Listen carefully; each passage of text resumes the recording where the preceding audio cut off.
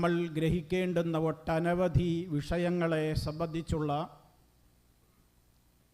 വിവരണങ്ങൾ ധാരാളം സമയമെടുത്തുകൊണ്ട് കേട്ടുകൊണ്ടിരിക്കുന്ന നമ്മൾ ഈ സമ്മേളനത്തിലെ അതിൻ്റെ പ്രമേയമായി എഴുതപ്പെട്ട വിശ്വാസ വിശുദ്ധി സംതൃപ്ത കുടുംബം എന്ന വിഷയവുമായി ബന്ധപ്പെട്ടുകൊണ്ടുള്ള ചില കാര്യങ്ങളാണ് നമുക്ക് പറയുവാനും മനസ്സിലാക്കുവാനുമുള്ളത്. രാജ്യത്തൊട്ടാകെ നമ്മുടെ കേരളത്തിൻ്റെ എല്ലാ ജില്ലകളിലും ഇതിനകം ഈ ഫാമിലി കോൺഫറൻസിൻ്റെ മഹത്തായ പ്രോഗ്രാമുകൾ സംഘടിപ്പിക്കപ്പെട്ട് കഴിഞ്ഞു. ഇനി ഇൻഷാ അല്ലാഹ് കേരളത്തിൽ തലസ്ഥാന നഗരിയായ തിരുവനന്തപുരമാണ് ഈ മാസം 23-ന് നടക്കാൻ പോകുന്ന ഫാമിലി കോൺഫറൻസ്.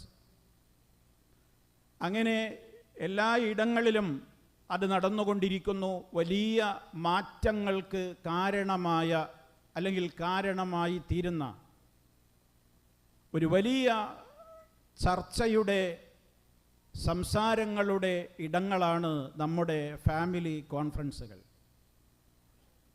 ഇവിടെ പ്രവാസികളായ നമ്മൾ കുടുംബം ഒന്നിച്ച് കഴിയുന്നവരും അല്ലാതെ കഴിയുന്നവരുമൊക്കെ എൻ്റെ മുമ്പിൽ ഇരിക്കുന്നവരിലുണ്ട്. നമ്മൾ ശഅബാനിലാണുള്ളത്. റജബിൻ്റെയും റമദാനിൻ്റെയും ഇടക്ക് മഹാനായ റസൂലുള്ളാഹി സ്വല്ലല്ലാഹു അലൈഹി വസല്ലമ അധികം ആളുകളും അശ്രദ്ധമാകുന്ന മാസമെന്ന് പറഞ്ഞ ശഅബാനിലൂടെ നമ്മൾ കടന്നുപോയിക്കൊണ്ടിരിക്കുകയാണ്. കഴിയാവുന്ന ആളുകളൊക്കെ മറ്റു മാസങ്ങളിൽ നിന്ന് വ്യത്യസ്തമായി സുന്നത്ത് നോമ്പുകൾ എടുക്കുന്നു. അതുപോലെ തന്നെ വിശുദ്ധ ഖുർആനുമായുള്ള ബന്ധങ്ങൾക്ക് കൂടുതൽ ഊർജ്ജസ്വലത പകരുന്ന വിധത്തിൽ അതിനോടുള്ള ബന്ധങ്ങളിൽ ഏർപ്പെടുന്നു. വിശുദ്ധ റമദാനിൽ ആഫിയത്തോടെ ഊർജ്ജസ്വലതയോടെ ഇബാദത്തെടുക്കുവാൻ നീ ഞങ്ങൾക്ക് ആഫിയത്ത് തരണേ എന്ന് മനമുരുകി ആ മാസത്തിലേക്ക് ഞങ്ങളെ നീ എത്തിക്കണേ എന്ന് ആത്മാർത്ഥമായി തേടിക്കൊണ്ടിരിക്കുന്നു.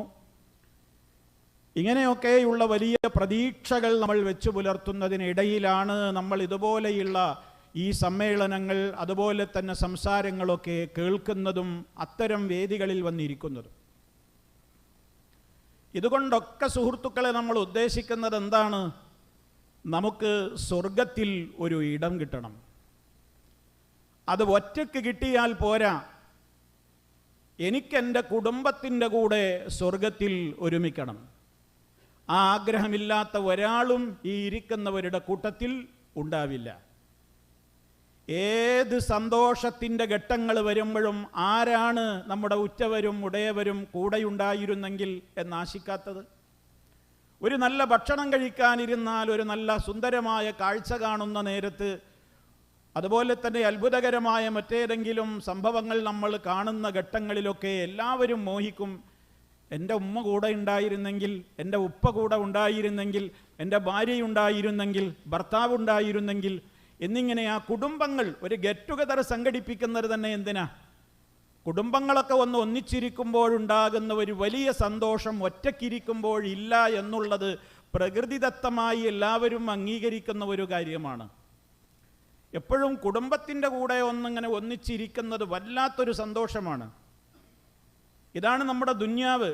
എങ്കിൽ നമ്മൾ ആഗ്രഹിക്കുന്നു, നമ്മൾ ഈ കഷ്ടപ്പെടുന്നു, നമ്മൾ പ്രവർത്തന രംഗത്തിറങ്ങുന്നു, സംസാരിക്കുന്നു, കേൾക്കുന്നു, പഠിക്കുന്നു, എല്ലാം നമ്മുടെ ഏറ്റവും വലിയ പ്രധാനപ്പെട്ട ലക്ഷ്യം, ഞാൻ ഇന്ന് മരണപ്പെട്ട് കഴിഞ്ഞാൽ നാളെ പരലോകത്ത് റബ്ബിൻ്റെ കോടതിയിലെത്തുമ്പോൾ ഞാനും എൻ്റെ മാതാപിതാക്കളും എൻ്റെ മക്കളും എൻ്റെ കുടുംബങ്ങളുമൊക്കെ ഒന്നിച്ച് സ്വർഗത്തിലിങ്ങനെ സന്തോഷിക്കണം. അതാണ് നമ്മുടെ വലിയ ആഗ്രഹം. റഹ്മാനായ റബ്ബതിന് തൗഫീഖ് പ്രദാനം ചെയ്യുമാറാകട്ടെ. സഹോദരങ്ങളെ, ആ ഒരു ആഗ്രഹം മനസ്സിൽ വെച്ച് നടന്നതുകൊണ്ടായില്ലല്ലോ. അതിനെന്ത് വേണം? അതിനാവശ്യമായ കാര്യങ്ങളെക്കുറിച്ചാണ് എനിക്ക് ഇനി എന്നോടും നിങ്ങളോടും അല്പനേരം സംസാരിക്കുവാനുള്ളത്. അല്ലാഹു സുബ്ഹാനഹു വ തആല നമുക്ക് നിശ്ചയിച്ച് തന്നിട്ടുള്ള നമ്മുടെ ആയുസ്, ആ ആയുഷ്കാലം നമുക്ക് കിട്ടിക്കൊണ്ടിരിക്കുന്നത് നമുക്കിപ്പോൾ കിട്ടി, അടുത്തതിനെക്കുറിച്ച് നമുക്ക് യാതൊരു വിവരവുമില്ല. ആ നിലക്ക് മുന്നോട്ട് പോകുന്ന നമ്മൾ റഹ്മാനായ റബ്ബിൻ്റെ അടുക്കൽ മരണാനന്തരം എത്തിപ്പെട്ട് അവൻ്റെ സ്വർഗത്തിൽ എല്ലാവരും ഒരുമിച്ച് കൂടുന്ന നിമിഷം വിശുദ്ധ ഖുർആൻ പല സ്ഥലങ്ങളിൽ പറയുന്നുണ്ട്. വിശ്വാസികൾ സ്വർഗത്തിലേറുമ്പോൾ അവരുടെ കൂടെ അവരുടെ മക്കൾ, അവരുടെ മാതാപിതാക്കൾ, അവരുടെ ഭാര്യമാർ, അവരുടെ ഭർത്താക്കന്മാർ എന്നിങ്ങനെയൊക്കെ വിശുദ്ധ ഖുർആൻ പറയുന്നുണ്ട്, പല ആയത്തുകളിൽ പറയുന്നുണ്ട്. ഞാൻ നിങ്ങളെ തുടക്കത്തിൽ ഓതി കേൾപ്പിച്ചിട്ടുള്ള സൂക്തം അത്തരത്തിൽപ്പെട്ടൊരു സൂക്തമാണ്. വിശ്വാസികൾ സ്വർഗത്തിലേറുമ്പോൾ ജന്നാത്തു അദ്നിൻ യദ്ഖുലൂനഹാ വമൻ സ്വലഹ മിൻ ആബാഇഹിം വഅസ്വാജിഹിം വദുർരിയാതിഹിം. അവർ സ്വർഗത്തിൽ പ്രവേശിക്കുന്നു, ശാശ്വതത്വത്തിൻ്റെ സ്വർഗങ്ങളിൽ അവർ പ്രവേശിക്കുന്നതാണ്. അവർ മാത്രമല്ല, വമൻ സ്വലഹ, അവിടെയാണ് അടിവരയിടേണ്ടത്. വമൻ സ്വലഹ മിൻ ആബാഇഹിം വഅസ്വാജിഹിം വദുർരിയാതിഹിം, അവരുടെ മാതാപിതാക്കൾ, അതുപോലെ തന്നെ ആബാ എന്ന് പറയുമ്പോൾ അവരുടെ വല്യുപ്പമാർ, അങ്ങനെയുള്ള എല്ലാവരും, അങ്ങനെ അവൻ ആഗ്രഹിക്കുന്ന അവൻ്റെ കുടുംബങ്ങളിലെ അവൻ്റെ പിതാക്കൾ, മാതാപിതാക്കൾ, അസ്വാജിഹിം, അവരുടെ ഇണകളും ഭാര്യാഭർത്താക്കളും, വദുർരിയാതിഹിം, അവരുടെ സന്താനങ്ങളുമൊക്കെ സ്വർഗത്തിലേക്ക് അങ്ങനെ കയറുന്നു. അവിടെ പറഞ്ഞ വാചകം നോക്കൂ, വമൻ സ്വലഹ, നന്നായവർ, നല്ലവരായവർ, ആ നിലക്കുള്ള ആളുകൾ സ്വർഗത്തിലേറുകയാണ്. സർവകവാടങ്ങളിലും റഹ്മത്തിൻ്റെ മലക്കുകൾ ഇങ്ങനെ ആശംസകൾ ഓതിക്കൊണ്ട് സ്വർഗത്തിലേക്ക് സ്വാഗതമരുളുകയാണ്. ഉദ്ഖുലുൽ ജന്നത അൻതും വഅസ്വാജുകും തുഹ്ബറൂൻ, നിങ്ങൾ സ്വർഗത്തിൽ പ്രവേശിച്ചോളൂ, നിങ്ങൾ മാത്രമല്ല വഅസ്വാജുകും, നിങ്ങളുടെ ഇണകളും വളരെ ആഹ്ലാദപൂർവം സന്തോഷപൂർവം സ്വർഗത്തിലേക്ക് പ്രവേശിച്ചോളൂ.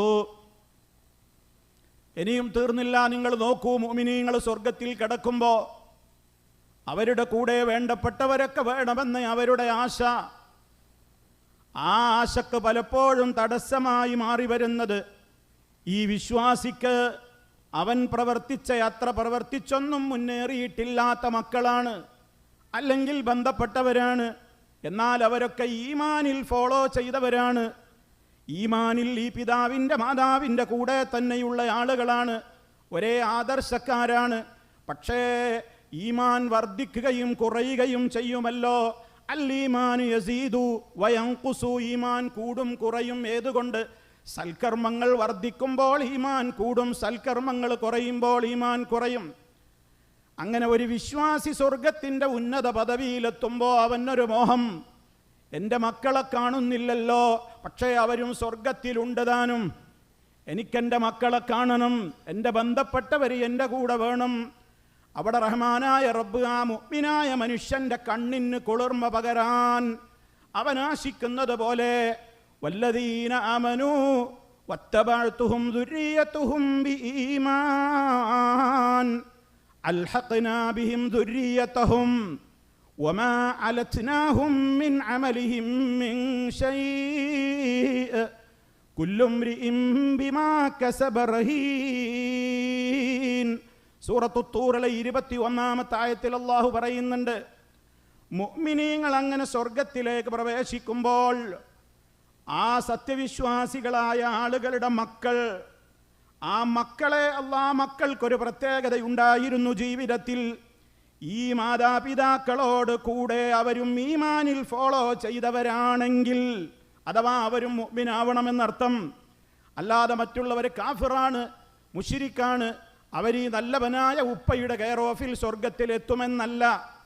മറിച്ച് എല്ലാവരും മുഅ്മിനുകളാണ്. പക്ഷേ പദവിയിൽ വ്യത്യാസമുണ്ടെങ്കിൽ ആ ഉയർന്ന പദവിയിലുള്ള വ്യക്തിയുടെ മനസ്സിന് കണ്ണിന് കുളിർമ പകരാൻ സ്വർഗത്തിലെ താഴ്ന്ന പദവിയുള്ള ബന്ധപ്പെട്ട ആളുകളെ ഈ മുഅ്മിനിൻ്റെ അടുത്തേക്ക് റഹ്മാനായ റബ്ബ് ദറജ ഉയർത്തിക്കൊടുക്കുകയാണ്.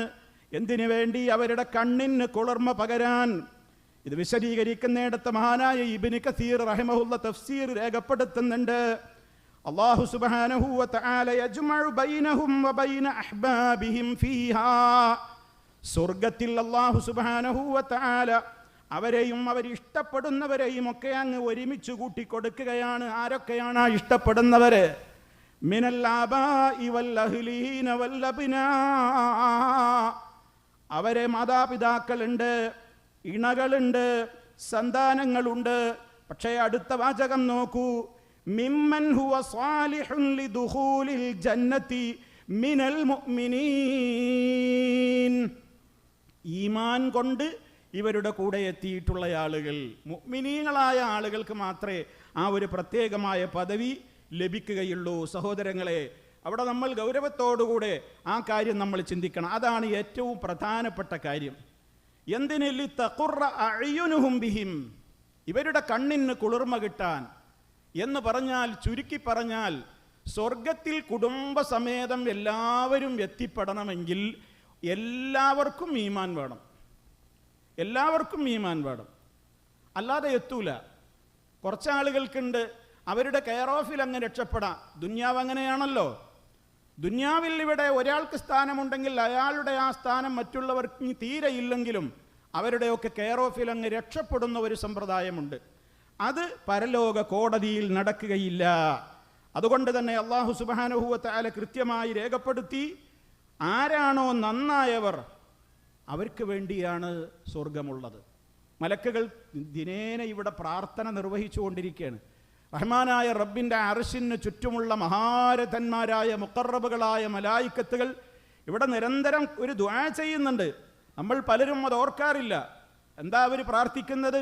റബ്ബനാ വഅദ്ഖിൽഹും ജന്നാതി അദ്നില്ലതി വഅദ്തഹും വമൻ സ്വലഹ മിൻ ആബാഇഹിം വഅസ്വാജിഹിം വദുർരിയാതിഹിം.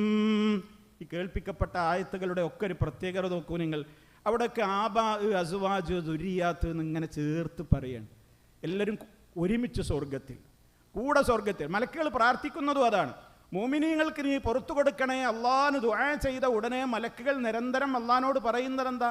റബ്ബേ, നീ അവരുടെ കൂടെ സ്വർഗത്തിൽ പ്രവേശിപ്പിച്ചു കൊടുക്ക്. അവരെ മാത്രമല്ല, വമൻ സ്വലഹ മിൻ ആബായിഹിം വഅസ്വാജിഹിം വദുരിയാതിഹിം, അവരുടെ മാതാപിതാക്കളെ, ഇണകളെ, മക്കളെ ഒക്കെ അവരുടെ കൂടെ പ്രവേശിപ്പിച്ചു കൊടുക്കണേ. അവിടെയും മലക്കുകളും പറയുന്നത് എന്താ? വമൻ സ്വലഹ, നന്നായവർ. എന്താ നന്നാകാനുള്ള മാർഗം? ഓരോരുത്തരും നന്നാവണം. ഇവിടെ ഇരിക്കുന്ന ഓരോ ആളുകളും ചിന്തിക്കുക, ഒരാൾക്കും മറ്റൊരാളുടെ കെയർ ഓഫിൽ രക്ഷപ്പെടാൻ നമുക്ക് സാധ്യമല്ല. അങ്ങനെ രക്ഷപ്പെടുകയായിരുന്നുവെങ്കിൽ നൂഹ് നബി അലൈഹിസ്സലാമിൻ്റെ മോൻ രക്ഷപ്പെടണം. 950 കൊല്ലം തൗഹീദി പ്രബോധന മേഖലയിൽ ആയുസ് ചെലവഴിച്ച, ആരോഗ്യം ചെലവഴിച്ച മഹാനായ പ്രവാചകൻ നൂഹ് നബി അലൈഹിസ്സലാമിൻ്റെ ഒരു മകൻ കാഫിറായിട്ട് ചത്തുപോവുകയാണ് ഉണ്ടായത്. അയാൾക്ക് ഇസ്ലാമികമായി രക്ഷ കിട്ടിയില്ല. പ്രവാചകന്റെ മോനല്ലേ? അതൊക്കെ ശരി തന്നെയാണ്. അതേപോലെ തന്നെ ഇബ്രാഹിം അലൈഹിസ്സലാമിൻ്റെ പിതാവ്, മകൻ പ്രവാചകനാണ്. ബാപ്പാക്ക് രക്ഷയുണ്ടോ? ഇനി ഭാര്യമാർക്ക് രക്ഷയുണ്ടോ? ഭർത്താവ് നന്നായതുകൊണ്ട് നൂഹ് നബി അലൈഹിസ്സലാമിൻ്റെയും ലൂത്ത് നബി അലൈഹിസ്സലാമിൻ്റെയും രണ്ടാളുടെയും ഭാര്യമാരെ സംബന്ധിച്ചല്ലേ അള്ളാഹു എടുത്തു പറയുന്നത്? കാനതാ തഹ്ത അബ്ദൈനി മിൻ ഇബാദിനാ സാലിഹൈനി ഫഖാനതാഹുമാ ഫലം യുഗ്നിയാ അൻഹുമാ മിനല്ലാഹി ശൈആ വഖീല ദഖുലൻ നാറ മഅദ്ദാഖിലീൻ. നൂഹ് നബി അലൈഹിസ്സലാമിൻ്റെയും ലൂത്ത് നബി അലൈഹിസ്സലാമിൻ്റെയും രണ്ടാളുടെയും ഭാര്യമാർ ആ രണ്ട് പ്രവാചകന്മാരെയും വഞ്ചിച്ചു. എന്താ വഞ്ചിച്ചു എന്നുള്ളിടത്ത് ഇബ്നു കസീർ റഹ്മത്തുള്ളാഹി കൊടുക്കുന്ന തഫ്സീർ കേട്ടോ. ഐ ഫിൽ ഈമാനി, ഈമാനിൽ വഞ്ചിച്ചു. അതായത് ലം യുവാഫിഖാഹുമാ അലൽ ഈമാനി വലാ സ്വദ്ദഖാഹുമാ ഫിർ റിസാല.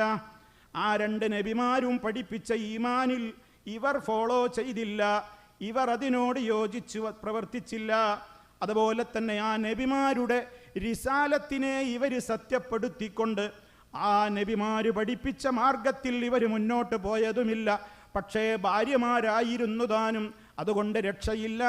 നരകത്തിൽ കിടക്കുന്നവരുടെ കൂടെ നിങ്ങളും പ്രവേശിച്ചോളൂ എന്നാണ് നൂഹ് നബിയുടെയും ലൂത്ത് നബിയുടെയും അലൈഹിമസ്സലാം രണ്ടാളുടെയും ഭാര്യമാരോട് പറയപ്പെടുക. അപ്പോൾ ഭർത്താവ് നല്ല ആളാണ് എന്ന കെയർ ഓഫിൽ ഒരു ഭാര്യയും രക്ഷപ്പെടൂല എന്ന് ഉറപ്പാണ്. ഇനി ഭാര്യ നല്ല ഉഷാറാണ്, ഭർത്താവ് രക്ഷപ്പെടുമോ? പരിശുദ്ധ ഖുർആൻ തന്നെ പറഞ്ഞു, ഇതേ അധ്യായത്തിൽ ഈ പ്രവാചകന്മാരുടെ ചരിത്രം പറഞ്ഞ ശേഷമല്ലേ പറയുന്നത്, വംറഅത ഫിർഔൻ, ഫിർഔനിന്റെ ഭാര്യ ആസിയ റളിയല്ലാഹു അൻഹ മുഅ്മിനത്തായ സ്ത്രീയായിരുന്നു. റഹ്മാനായ റബ്ബേ, എനിക്ക് കൊട്ടാരത്തിൻ്റെ സുഖങ്ങളും സൗകര്യങ്ങളുമൊന്നും വേണ്ട, നിന്റെ അടുക്കൽ ഒരു വീടാണ് എനിക്ക് വേണ്ടതെന്ന് പറഞ്ഞ് ഷഹാദത്ത് രക്തസാക്ഷ്യം ഏറ്റുവാങ്ങിയ മഹദിയായ ആസിയ റളിയല്ലാഹു അൻഹ, അവർ നല്ല മുഅ്മിനത്തായ ഒരു സ്ത്രീ, വിശ്വാസികൾക്ക് മാതൃകാ മഹദിയാണ്. പക്ഷേ ഭർത്താവ് ഫറോവ മുക്കിക്കൊല്ലപ്പെട്ടു ദുന്യാവിൽ തന്നെ. ഇനി പരലോകത്തും ഖബറിലുമൊക്കെ നരകം കാണിക്കപ്പെടുകയും നരകാഗ്നിയിലേക്ക് ശാശ്വതമായി എറിയപ്പെടുകയും ചെയ്യും. എന്തേ പ്രശ്നം ഇവിടെ നമ്മൾ മനസ്സിലാക്കേണ്ടത്? ഭാര്യ നല്ലയാളാണ്, കെയർ ഓഫിൽ ഭർത്താവിന് രക്ഷപ്പെടാനാവില്ല. ആർക്കും ആരുടെയും കെയർ ഓഫിൽ രക്ഷപ്പെടാനാവില്ല. ഞാനും നിങ്ങളും ഇവിടെ ഇരിക്കുന്ന ഓരോരുത്തരും മനസ്സിലാക്കുക, എൻ്റെ കുടുംബം എനിക്കെൻ്റെ കൂടെ സ്വർഗത്തിൽ കിട്ടണമെങ്കിൽ എൻ്റെ കുടുംബത്തിലെ അംഗങ്ങളുടെ അവസ്ഥ എന്താണ്, എൻ്റെ അവസ്ഥ എന്താണെന്ന് ചിന്തിച്ചു കഴിഞ്ഞാൽ എൻ്റെ കുടുംബത്തിലെ മറ്റംഗങ്ങളുടെ അവസ്ഥ എന്ത് ഈമാനിൻ്റെ കാര്യത്തിൽ, അതാണ് നമ്മൾ ആലോചിക്കേണ്ടത്. നമ്മുടെ ഫാമിലി കോൺഫറൻസിൽ എല്ലായിടങ്ങളിലും ജനങ്ങളോട് ചിന്തിക്കാൻ പറയുന്ന പ്രധാനപ്പെട്ട ഒരു കാര്യം അതാണ്. വിശ്വാസ വിശുദ്ധിയിൽ, ആദർശ വിശുദ്ധിയിൽ യോജിക്കാതെ നമുക്ക് സ്വർഗത്തിലെത്താൻ പറ്റില്ല. അത് വളരെ ക്ലിയറാണ്. അതുകൊണ്ട് തന്നെ നമ്മെ സംബന്ധിച്ചിടത്തോളം ഇതിന് കൃത്യമായ നിലക്ക് ആദർശം പഠിക്കലല്ലാതെ നിവൃത്തിയില്ല. ആദർശ പഠനം നടക്കണം, കുടുംബസമേതം പഠനം നടക്കണം. നിങ്ങൾ നോക്കൂ, എല്ലാ ഇടങ്ങളിലും നമ്മൾ പൊതുപ്രഭാഷണങ്ങൾ വെക്കുന്നുണ്ട്, ഖണ്ഡന പ്രസംഗങ്ങൾ വെക്കുന്നു, വേണ്ടി വന്നാൽ സംവാദങ്ങൾ സംഘടിപ്പിക്കുന്നു, ഖുർആൻ ക്ലാസുകൾ, ഹദീസ് ക്ലാസുകൾ, ചരിത്രങ്ങൾ, ചരിത്ര സെമിനാറുകൾ, ഒട്ടേറെ പഠന സംവിധാനങ്ങളിൽ നിന്ന് നമ്മുടെ മുമ്പിലുണ്ട്. അവിടെയൊക്കെ നമ്മൾ എത്ര പേരാണ് പങ്കെടുക്കുന്നത്? അവിടെ ആരൊക്കെയാണ് നമ്മുടെ കുടുംബത്തിൽ നിന്ന് വരാറുള്ളത്? നാട്ടിൽ എത്രത്തോളം വലിയ വലിയ പ്രോഗ്രാമുകൾ നടക്കുന്നുണ്ട്? പ്രവാസ ലോകത്ത് ജീവിക്കുന്ന നമ്മളൊക്കെ അത് എത്ര വീക്ഷിക്കാറുണ്ട്? ഈ പരിപാടികളൊക്കെ നടക്കുന്നത് എന്തിനു വേണ്ടിയാണ്? ഈ ആദർശം പഠിപ്പിക്കുകയാണ്. എന്താണ് ഇവിടെ ലോകത്തുള്ള വ്യത്യസ്തങ്ങളായ കക്ഷികൾ തമ്മിലുള്ള നമ്മുടെ അഭിപ്രായ വ്യത്യാസം എന്താണ്? എന്തിനാണിവിടെ പല സംഘടനകളായി വേർതിരിഞ്ഞു നിന്നുകൊണ്ടിങ്ങനെ സ്റ്റേജുകളിലൂടെ, പേജുകളിലൂടെ ഇങ്ങനെ ആദർശത്തിൻ്റെ വ്യത്യസ്ത വിഷയങ്ങളെ സംബന്ധിച്ച് സംവദിക്കുന്നത്, ഖണ്ഡനം നടത്തുന്നത്, സംസാരിക്കുന്നത്, മറുപടി പറയുന്നത്? ഇതൊക്കെ ആർക്കെങ്കിലും ചില ഹോബിയായിട്ട് വെറുതെ രാഷ്ട്രീയക്കാരെ പോലെ അവർ സ്റ്റേജിൽ നിന്ന് ഒരു വക, ഇപ്പുറത്ത് പിറ്റേന്നൊരു മറുപടി, അങ്ങനെ ഇവർക്കിങ്ങനെ പരസ്പരം തമ്മിൽ തല്ലനാണ് പണി. ഞങ്ങൾക്കതിനോടൊരു താല്പര്യവുമില്ല, ഞങ്ങൾക്കതിൻ്റെ കൂടെ യാതൊരു നിലക്കുള്ള യോജിപ്പുമില്ല. ഞങ്ങൾക്കിവിടെ ഞങ്ങളുടേതായ പണിയുണ്ട്. എനിക്കെൻ്റെ കുടുംബത്തെ പോറ്റണം, അതുകൊണ്ട് എനിക്ക് ജോലിക്ക് പോകണം. ജോലി കഴിഞ്ഞാൽ എൻ്റെ വീട്, എൻ്റെ കുടുംബം, പാർക്ക്, അതുപോലെയുള്ള സംവിധാനങ്ങൾ, സുഖങ്ങൾ, സൗകര്യങ്ങൾ, അവിടെ എങ്ങനെ ഒരുമിച്ച് കൂടിയിട്ട് ഭക്ഷണം, വസ്ത്രം, പാർപ്പിടം, സംവിധാനങ്ങൾ, സുഖങ്ങൾ, സൗകര്യങ്ങൾ, അതിലൊക്കെ നമ്മുടെ ജീവിതത്തെ അങ്ങ് തളച്ചിട്ട് കഴിഞ്ഞാൽ നമ്മുടെ ബാധ്യത അവസാനിച്ചു എന്ന് ആരെങ്കിലും കണക്ക് കൂട്ടുന്നുണ്ടോ? അവിടെയാണ് നമ്മൾ ആലോചിക്കേണ്ടത്. നമ്മളൊക്കെ പ്രവാസികളല്ലേ? നമ്മൾ ആലോചിക്ക്, നമ്മുടെ വേദികളിൽ, നമ്മുടെ സദസ്സുകളിൽ ഇതൊക്കെ നമുക്കിവിടെ എണ്ണി പറഞ്ഞില്ലേ? ഇവിടെ ഒരുപാട് കാര്യങ്ങൾ ഇവിടെ പറഞ്ഞില്ലേ? ഇപ്പം ജുബൈലിൽ ഇസ്ലാഹി സെൻറ്റർ എന്തെല്ലാം ചെയ്യുന്നു, മറ്റു ഓരോ സ്ഥലങ്ങളിലും ഓരോ രാജ്യങ്ങളിലും എന്തൊക്കെ പ്രവാസികൾക്ക് വേണ്ടി ഒരുക്കുന്നു. നമ്മുടെ നാടുകളിൽ വിസ്ഡം ഇസ്ലാമിക് ഓർഗനൈസേഷൻ്റെ പദ്ധതികളും പരിപാടികളും, ഒരു ദിവസത്തിൽ 3-4 പരിപാടികളില്ലാത്ത ദിവസങ്ങളില്ല. എന്തിനാ ഇതൊക്കെ നടത്തുന്നത്? എന്താ ഇതിൻ്റെയൊക്കെ ലക്ഷ്യം? ഇപ്പറഞ്ഞ ലക്ഷ്യമാണ്. സ്വർഗത്തിലെത്തണമെങ്കിൽ വെറുതെ പോകൂല. സ്വർഗത്തിൽ കിടക്കൽ എളുപ്പമെന്ന് ആരെങ്കിലും വിചാരിച്ചോ? അത് റഹ്മാനായ റബ്ബ് നമ്മളോട് 2 സ്ഥലത്ത് ചോദിച്ചിട്ടുണ്ട്. അം ഹസിബത്തും അൻ തദ്ഖുലുൽ ജന്ന, നിങ്ങൾ സ്വർഗത്തിൽ പ്രവേശിക്കാമെന്ന് നിങ്ങൾ വിചാരിക്കുന്നുണ്ടോ? ബുദ്ധിമുട്ടുകൾ സഹിക്കാതെ, പ്രയാസങ്ങൾ സഹിക്കാതെ. എന്താ നമുക്കുള്ള ബുദ്ധിമുട്ട്?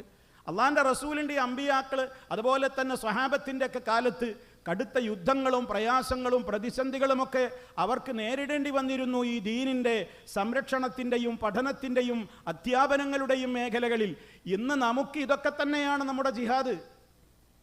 എല്ലാവരും ഇങ്ങനെ ചോദിക്കണം, എന്തപ്പം നിങ്ങളിങ്ങനെ ആയത്തോതിന്, അപ്പുറത്തെ കൂട്ടരും ആയത്തോതിന്, നിങ്ങളും ഹദീസോതിന്. ഞങ്ങൾക്ക് ഇതിലൊന്നും വലിയ താല്പര്യമൊന്നുമില്ല, ഞങ്ങൾക്ക് ഞങ്ങളുടെ ഡ്യൂട്ടിയും മറ്റ് കാര്യങ്ങളുണ്ട്. നിങ്ങൾ ഈ പറയുന്നതൊക്കെ കേട്ടാൽ ആ തലക്ക് പിരാന്ത് പിടിക്കും. നിങ്ങളായത്തോതിനും അവരായത്തോതിനും നിങ്ങൾ ഖണ്ഡനം പറയണം, അവരെ മറുപടി പറയണം, അവിടെ വാദപ്രതിവാദം ഇവിടെ വാദപ്രതിവാദം. നിങ്ങളിങ്ങനെ തമ്മിൽ ചീത്തയും തെറിയും പറഞ്ഞിങ്ങാട് നിങ്ങൾക്കിതൊരു രസം, ഞങ്ങളതിന് കിട്ടൂല. ഇങ്ങനെ ചിന്തിക്കുന്ന എത്ര ആളുകളുണ്ടാകും?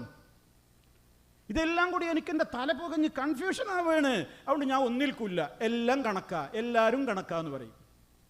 അതൊക്കെ ഇപ്പോൾ അവസാനം ഓരോരുത്തർ തീരുമാനത്തിൽ നിങ്ങളൊക്കെ കണക്കാ, നിങ്ങളെല്ലാവരും കണക്കാ, നിങ്ങളൊക്കെ തമ്മിൽ അവരാരെ കാര്യത്തിന് വേണ്ടിയിട്ട് മറച്ചു വെക്കണമുണ്ട്, കൂട്ടി പറയണു ഒക്കെ ഉണ്ട്. പിന്നെ നിങ്ങളോ? ഞങ്ങളിവിടെ ഇങ്ങനെ ഞങ്ങളുടെ ഡ്യൂട്ടി, ഞങ്ങളുടെ കാര്യങ്ങൾ. എന്നാൽ ഡ്യൂട്ടി കഴിഞ്ഞിട്ട് തുണിഷാപ്പിൽ കയറും മൂപ്പര്, തുണിഷാപ്പ് കയറിയിട്ട് ഒരു ഷർട്ട് എടുക്കണം. ഷർട്ട് എടുക്കാൻ കയറുമ്പോൾ സെയിൽസ്മാൻ അവിടെ ഒരുപാട് ഷർട്ടിൻ്റെ തുണിയാണ് പുറത്തേക്ക് ഇടുന്നത്. എല്ലാത്തിൻ്റെ മധുവും അയാൾ പറയും ചെയ്യും, കാരണം അയാൾ കച്ചവടക്കാരനല്ലേ, അയാൾക്ക് അവിടെയുള്ള എല്ലാ ശീലയും ചിലവാകണം. അപ്പോൾ ഇത് ഏതാ നല്ലതെന്ന് ചോദിക്കുമ്പോൾ അയാൾ പറയും ഇത് ഇന്നതാണ്, ഇതിന് ഇന്ന ക്വാളിറ്റി ഉണ്ട്, ഇന്ന ക്വാളിറ്റി ഉണ്ട്. ഒരു 4, 5, 8, 10 ഷർട്ട് പീസും അത് ഷർട്ടും ഒക്കെ എടുത്തിട്ട് ഇങ്ങനെ പുറത്തേക്ക് ഇട്ട് കാണിക്കുമ്പോൾ നിങ്ങളാകെ കൺഫ്യൂഷൻ. ഇതിപ്പോഴേ നിങ്ങൾ അതും പറയണത് ശരിയാണ്, ഇതും പറയണത് ശരിയാണ്, ഇതാ നല്ലതെന്ന് പറയണത്, ഇതാ നല്ലതെന്ന്, എനിക്ക് ഷർട്ട് തന്നെ വേണ്ട എന്നും പറഞ്ഞ് നമ്മൾ ആരും പുറത്തേക്ക് ഇറങ്ങാറില്ല. അവിടെ വെച്ച് നമ്മളൊരു തീരുമാനം എടുക്കും. എനിക്ക് അള്ളാഹു തന്ന ഒരു ബുദ്ധിയുണ്ട്, ചില മാനദണ്ഡങ്ങളുണ്ട് എനിക്ക് ചില കാര്യങ്ങൾ തിരഞ്ഞെടുക്കാൻ. അത് അയാൾ പറയുന്നതോ പറയാത്തതോ അല്ല, ഞാനൊന്ന് കണക്ക് കൂട്ടിയിട്ട് ഞാൻ അപ്പോൾ സെലക്ട് സെലക്ട് ചെയ്യും. ഇത് ദുന്യാവിൻ്റെ കാര്യമാണ്. ഒരു മാർക്കറ്റിൽ കയറിയിട്ട് ഒരു ആപ്പിൾ വാങ്ങുമ്പോൾ തിരിച്ചും മറിച്ചും നോക്കുക. നമ്മൾ സൂപ്പർ മാർക്കറ്റിൽ കയറിയിട്ട് ഒരു കുത്തുണ്ടോ, ഒരു പുഴുക്കുത്തുണ്ടോ, ഒരു കളർ മാറ്റുണ്ടോ, എന്താ പ്രശ്നം? എൻ്റെ കാശ് കൊടുത്ത് ഞാൻ മേടിക്കുന്ന സാധനം നന്നാവണം, ഏറ്റവും മെച്ചപ്പെട്ടത് ഞാൻ സെലക്ട് ചെയ്യൂ. ദുന്യാവിൽ എൻ്റെ ഭക്ഷണം അങ്ങനെയാണ്, എൻ്റെ വസ്ത്രം അങ്ങനെയാണ്. വീടെടുക്കുമ്പോൾ എത്ര ആളോട് മുഷാവറ നടത്തും, എത്ര എഞ്ചിനീയർമാരുമായിട്ട് കൺസൾട്ടിങ് നടത്തും. എന്താ പ്രശ്നം? ഞാൻ ഉണ്ടാക്കുന്ന വീട് ഒരിക്കലേ ഞാൻ ഉണ്ടാക്കൂ, അത് മെച്ചപ്പെട്ടതാവണം. ദുന്യാവിൻ്റെ കാര്യത്തിൽ ഇങ്ങനെയൊക്കെ വലിയ സൂക്ഷ്മത കാണിക്കുന്ന നമ്മൾ ആഖിറത്തിൻ്റെ കാര്യം വരുമ്പോൾ നമ്മൾ പറയാണ് നിങ്ങൾ കുറേ കൂട്ടർ അതും ഇതും ഒക്കെ ഇങ്ങനെ പറഞ്ഞ് നമുക്കാകെ കൺഫ്യൂഷനാണ്, അതുകൊണ്ട് ഞങ്ങൾ ഇതിൽക്കൊന്നുമില്ല. അങ്ങനെ വെക്കാൻ പറ്റിയതല്ല. സ്വർഗം വേണോ? സ്വർഗം വേണോ? പ്രവാസികളെ, സഹോദരങ്ങളെ, പഠിക്കണം. അതിന് കുറച്ച് പ്രയാസമുണ്ട്. എന്താണ്? അല്ലാഹ് മഅരിഫത്തുൽ അബ്ദി റബ്ബഹു, ഒരടിമ തൻ്റെ യജമാനനായ റബ്ബിനെ മനസ്സിലാക്കലാണ് ആദ്യം വേണ്ടത്. അതുപോലെ തന്നെ അവൻ്റെ ദീനിനെ അറിയണം, അവൻ്റെ റസൂലുള്ളാഹി സ്വല്ലല്ലാഹു അലൈഹി വസല്ലമിനെ അവൻ അറിയണം. അപ്പോൾ പലരും പല വിധത്തിൽ പരിചയപ്പെടുത്തും. ഇങ്ങനെയാണ് വിശ്വസിക്കേണ്ടതെന്ന് പറയും, വേറൊരു കൂട്ടർ പറയും ഇങ്ങനെയാണ് വിശ്വസിക്കേണ്ടത്. കൺഫ്യൂഷനാകും, ഉറപ്പാണ്. അവിടെയാണ് നമ്മൾ സമയമെടുത്ത് അധ്വാനിച്ച് നമ്മുടെ ജോലി തിരക്കിനിടയിലും കുടുംബജീവിതത്തിനിടയിലും നമ്മുടേതായ ഒരുപാട് ബിസിനസ്സിൻ്റെ തിരക്കുകൾക്കിടയിലും ഇതിലൊക്കെ ഏതാണ് കല്ലും നെല്ലുമെന്ന് വേർതിരിച്ചുകൊണ്ട് നല്ലത് തിരഞ്ഞെടുക്കുവാൻ അല്പം അധ്വാനം ആവശ്യമാണ്. അതാണ് ഇക്കാലഘട്ടത്തിലെ ജിഹാദെന്ന് നമ്മൾ മനസ്സിലാക്കണം. അപ്പോഴേ രക്ഷപ്പെടാൻ കഴിയുള്ളൂ.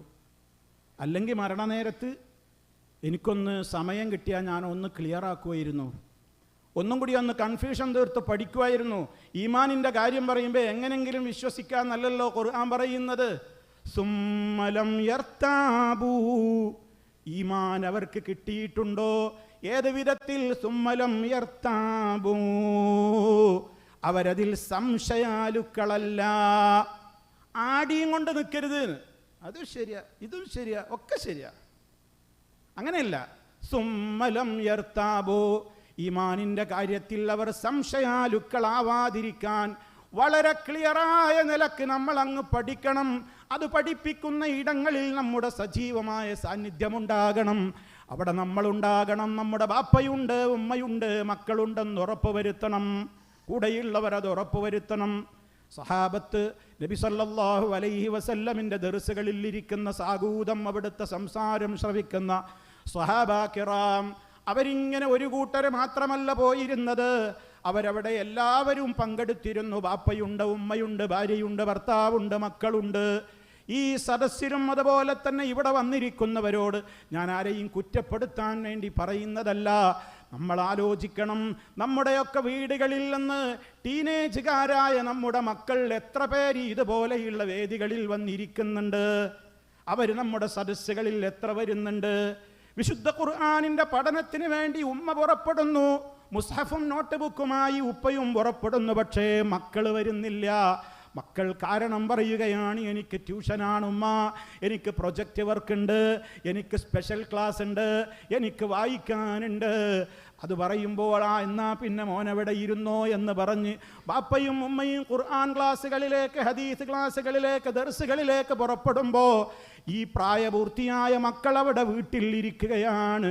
എന്തേ? അവർക്ക് കിട്ടേണ്ട സമയത്ത് കിട്ടാതെ പോകുന്നു. എന്നിട്ട് പ്രശ്നങ്ങൾ വരുമ്പോൾ നമ്മൾ കൗൺസിലർമാരെ തരികയാണ്. കൗൺസിലിംഗ് കൊടുക്കണം, എൻ്റെ കുട്ടിക്ക്, എൻ്റെ മോനിക്കൊരു കൗൺസിലിംഗ് കൊടുക്കണം, എൻ്റെ മോൾക്കൊരു കൗൺസിലിംഗ് കൊടുക്കണം. എന്താ പ്രശ്നം? ബാപ്പ പറയുന്നത് മക്കൾ കേൾക്കുന്നില്ല, ഉമ്മ പറയുന്നത് മക്കൾ കേൾക്കുന്നില്ല. കാരണം എന്താണ്? ഉമ്മാക്കും ബാപ്പാക്കും വിശുദ്ധ ഖുർആനിൻ്റെ കുറേ ആശയങ്ങൾ അവരുടെ ഹൃദയത്തിലേക്ക് ക്ലാസ്സുകളിൽ നിന്ന് കിട്ടിയിട്ടുണ്ട്. അത് ഈ പൊന്നാര മക്കൾ കേട്ടിട്ടില്ല, അതവരുടെ ഹൃദയത്തിലേക്ക് എത്തിയിട്ടില്ല. അതുകൊണ്ടാ പറയുന്നത്, ഇവിടെ ആദർശ പഠനം നടക്കുന്നത് കൂട്ടുകുടുംബം ഒന്നിച്ചായിരിക്കണം, അതിനുള്ള സംവിധാനങ്ങൾ വേണം. അഥവാ ഇനി ഒരു ക്ലാസ് മുടങ്ങിയാൽ പോലും ഇന്നത്തെ കാലഘട്ടത്തിൽ അത് പഠിക്കാനും വീണ്ടെടുക്കാനും ഒക്കെ വേദികൾ എത്രയാണ്, സംവിധാനങ്ങൾ എത്രയാണ്. അപ്പം ആ ഒരു കാര്യത്തിൽ വലിയ ശ്രദ്ധയുണ്ടായാലല്ലാതെ നമുക്ക് രക്ഷപ്പെടാനാവില്ല. അത് തന്നെ ഏറ്റവും പ്രാധാന്യപൂർവ്വം അള്ളാഹുവിനെ കുറിച്ചുള്ള അറിവാണ് വേണ്ടത്. ലോകത്ത് ശിർക്ക് വന്ന കാരണങ്ങൾ വിശുദ്ധ ഖുർആൻ പറയുന്നിടത്തൊക്കെ ഒന്നാമത്തെ പ്രശ്നം എന്താ? എല്ലാവരെക്കുറിച്ചും പറയുന്നത്. പരിശുദ്ധ ഖുർആൻ പഠിക്കുന്ന വിദ്യാർത്ഥികളല്ലേ നിങ്ങളൊക്കെ? അറേബ്യൻ മുശ്രിക്കുകളെ സംബന്ധിച്ചാവട്ടെ, യഹൂദികളെ സംബന്ധിച്ചാവട്ടെ, അവരുടെ ശിർക്കിൻ്റെ കാരണമായി ആണിക്കല്ലായി അവർക്ക് സംഭവിച്ച തെറ്റെന്താണെന്നാണ് വിശുദ്ധ ഖുർആൻ പറഞ്ഞിട്ടുള്ളത്. വമാ ഖദറുല്ലാഹ ഹഖ ഖദരിഹി, അവരെ അള്ളാഹുവിനെ മനസ്സിലാക്കേണ്ട നിലക്ക്, കണക്കാക്കേണ്ട നിലക്ക് അവർ കണക്കാക്കിയില്ല. അവര് അള്ളാഹുവിനെ അറിയേണ്ട നിലക്ക് അറിയാതെ പോയി. അതാ പ്രശ്നം. അള്ളാഹിനെ അറിയേണ്ട നിലക്ക് അറിഞ്ഞാ മനുഷ്യൻ ശിർക്ക് ചെയ്യൂല, മനുഷ്യനിൽ നിന്ന് വൻപാപങ്ങൾ സംഭവിക്കൂല, മനുഷ്യനിൽ നിന്ന് അപാകതകളും അപരാധങ്ങളും സംഭവിക്കൂല. അതിനെന്താണ് മാർഗം? റഹ്മാനായ റബ്ബിനെ പഠിക്കണം. എങ്ങനെയാ പഠിക്കേണ്ടത്? റബ്ബിൻ്റെ നാമങ്ങളിലൂടെ തന്നെ അള്ളാഹിനെ പഠിക്കണം. അസ്മാഉൽ ഹുസ്നകൾ നമ്മുടെ ഉസ്താദുമാരെടുത്ത എത്ര ദർസുകളാണ് യൂട്യൂബിലും സോഷ്യൽ മീഡിയകളിലും കിടക്കുന്നത്. ഇപ്പോഴും നേർക്കുനേരെയുള്ള ക്ലാസ്സുകളും നടക്കുന്നില്ലേ? ഫലില്ലാഹിൽ അസ്മാഉൽ ഹുസ്നാ ഫദ്ഉഹു ബിഹാ. അള്ളാഹുവിന് ഏറ്റവും ഉത്തമമായ, ഏറ്റവും സുന്ദരമായ നാമങ്ങളുണ്ട്. അതുകൊണ്ട് നിങ്ങൾ അവനെ വിളിക്കണേ. ആ നാമങ്ങൾ അവനെ വിളിക്കുകയാണ്. ആ നാമങ്ങൾ പറഞ്ഞുകൊണ്ട് നമ്മുടെ സങ്കടം അവനോട് പറയുകയാണ്. അത് തവസ്സുലാക്കുകയാണ്. അതിനെ മുൻനിർത്തിക്കൊണ്ട് റബ്ബിനോട് അതൊക്കെ അംഗീകരിക്കുന്നവനാണ് ഞാനെന്ന മട്ടിൽ വിനീത ഭാവത്തോടെ റഹ്മാനായ റബ്ബിനോട് ദുആ ചെയ്യുകയാണ്. അള്ളാഹിനെ കുറിച്ചാണ് പറയുമ്പോൾ അള്ളാഹിൻ്റെ അസ്മാവുകൾ, ഈ അസ്മാഉൽ ഹുസ്ന എന്ന് പറഞ്ഞാൽ ചില ആളുകളൊക്കെ മനസ്സിലാക്കിയത് എന്താണെന്നറിയോ? അതിങ്ങനെ ഫ്രെയിം ചെയ്തിട്ട് ഇങ്ങനെ വീട്ടിൻ്റെ ചുമരിൽ ഇങ്ങനെ തൂക്കിയിട്ടാൽ നല്ല ബറക്കത്ത് വീട്ടിൽ ഇങ്ങനെ ഇറങ്ങും. അതാണ് അസ്മാഉൽ ഹുസ്ന. ഒരു കൂട്ടർ അങ്ങനെ മനസ്സിലാക്കി. വേറെ ചില ആളുകൾ മനസ്സിലാക്കിയത് ആധുനികമായ മോഡലിൽ ഒരു പ്രസ്സിൽ നിന്ന് ഒരു ടാഗിൽ ഇങ്ങനെ അസ്മാഉൽ ഹുസ്ന ഫുള്ള് എഴുതിയിട്ട് അതൊരു ടാഗാക്കിയിട്ട് ഡ്രൈവർ സീറ്റിൻ്റെ മുന്നിൽ അങ്ങനെ തൂക്കിയിട്ടാൽ നല്ല ബറക്കത്തായി. അതന്നെ അസ്മാഉൽ ഹുസ്നയോടുള്ള ആദരവ്. ഇത് രണ്ടുമല്ല. അള്ളാഹുവിൻ്റെ റസൂലിൻ്റെ കാലത്ത് എഴുതാൻ ഉള്ള സൗകര്യങ്ങൾ ഉപയോഗപ്പെടുത്തിയിട്ട് അസ്മാഉൽ ഹുസ്ന എഴുതിയിട്ട് എവിടെയും വീട്ടിൽ തൂക്കിയിട്ടില്ല, കടയിലും തൂക്കിയിട്ടില്ല, അവരുടെ വാഹനത്തിൻ്റെ കഴുത്തിൽ കെട്ടി തൂക്കിയിട്ടുമില്ല. പിന്നെ ഇതെന്തിനുള്ളതാ? ഇന്നലില്ലാഹ്, അല്ലാഹു സുബ്ഹാനഹു വ തആലാക്ക് 100 നാമങ്ങളുണ്ട്. അതേ 99 നാമങ്ങൾ ഒരു ഹദീസിൽ വന്നിട്ടുണ്ട്. അതിൻ്റെ അപ്പുറം മറ്റ് ഹദീസുകൾ പരിശോധിച്ചാൽ 100-ൽ കവിയുന്നുണ്ട്. ആ നാമങ്ങളൊക്കെ ഇവിടെ ഇരിക്കുന്ന ഞാനും നിങ്ങളും ആലോചിക്ക്. ഏത് നാമങ്ങളെക്കുറിച്ച് നമുക്കറിയാം. ഒരാളെ പരിചയപ്പെടുത്തുമ്പോൾ ആദ്യം നാം ചോദിക്കാറുള്ളത് നിങ്ങളുടെ പേരെന്താ, നിങ്ങളുടെ നാടെന്താ എന്നൊക്കെ ചോദിക്കുന്നതിനും ആദ്യം പേര് ചോദിക്കും. റഹ്മാനായ റബ്ബിനെ മനസ്സിലാക്കുന്ന 1-ാം ക്ലാസ് എന്താണ്? അള്ളാഹിൻ്റെ ഇസ്മുകളൊന്ന് പരിചയപ്പെടണം. അവൻ റഹ്മാനാണ്, അവൻ റഹീമാണ്, അവൻ സമീആണ്, അവൻ ബസീറാണ്, അവൻ അലീമാണ്, മുജീബാണ്, ഖദീറാണ്, റഊഫാണ്, റഹീമാണ്, വദൂദാണ്, റഖീബാണ്. എല്ലാ നിലക്കുമുള്ള ഒരുപാട് വിശേഷണങ്ങൾ മുഴുവനും ആ ഇസ്മുകളൊക്കെ ഒന്ന് അർത്ഥം പഠിച്ചാൽ, അതിൻ്റെ ആശയം നമ്മൾ പഠിച്ചാൽ, നമ്മളെന്ന് പറയുമ്പോൾ എൻ്റെ പ്രസംഗം തീരുവോളം ഞാൻ നമ്മളെന്ന് പറയുമ്പോൾ ഞാനെന്ന വ്യക്തിയെന്നോ നിങ്ങളൊന്ന വ്യക്തിയെന്നോ അല്ല നിങ്ങൾ കണ്ണിൽ കാണേണ്ടത്. ഞാനെന്ന് പറയുമ്പോൾ ഞാൻ എൻ്റെ മക്കൾ, എൻ്റെ കുടുംബങ്ങൾ, ബന്ധപ്പെട്ടവരൊക്കെ മനസ്സിലാക്കി കഴിഞ്ഞാൽ, അതാണ് അല്ലാഹു സുബ്ഹാനഹു വ തആലയുടെ നാമങ്ങൾ മനസ്സിലാക്കി കഴിഞ്ഞാൽ 2 ഗുണങ്ങൾ നേടിയെടുക്കാനുണ്ട്. ഒന്നാമത്തെ ഗുണം നമ്മുടെ തൗഹീദ് ഉറക്കും, നമ്മുടെ വിശ്വാസം ഉറക്കും. അതല്ലേ ഏറ്റവും പ്രധാനം.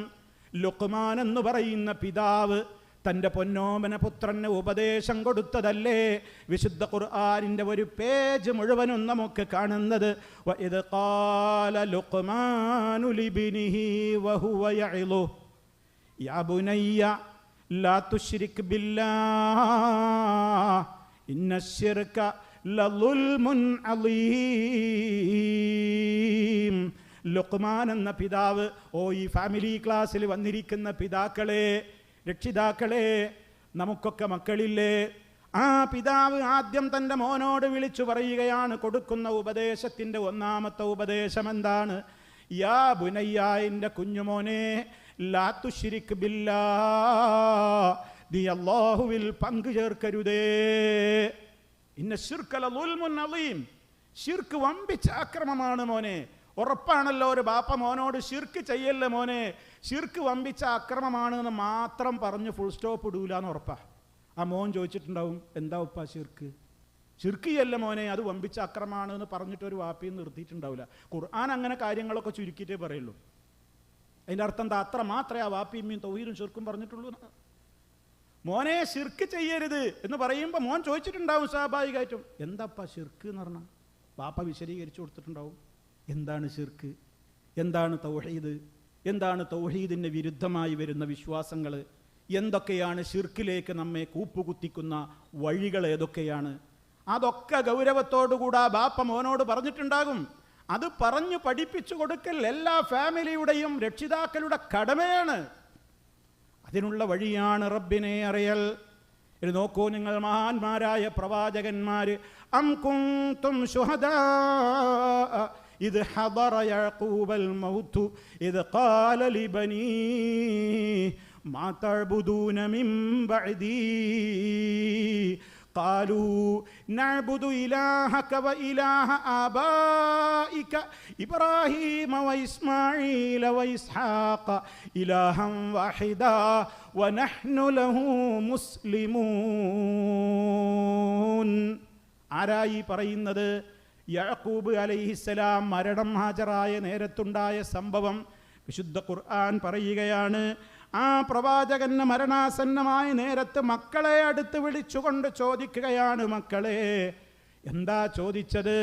ഉപ്പാടെ ശേഷം നിങ്ങൾ എങ്ങനെയാ ജീവിക്കുക എന്നല്ല, അതിനൊക്കെ നിങ്ങളുടെ അടുത്ത് കാശുണ്ടോ പണമുണ്ടോ എന്നൊന്നുമല്ല. മാ തഅബുദൂന മിൻ ബഅദീ,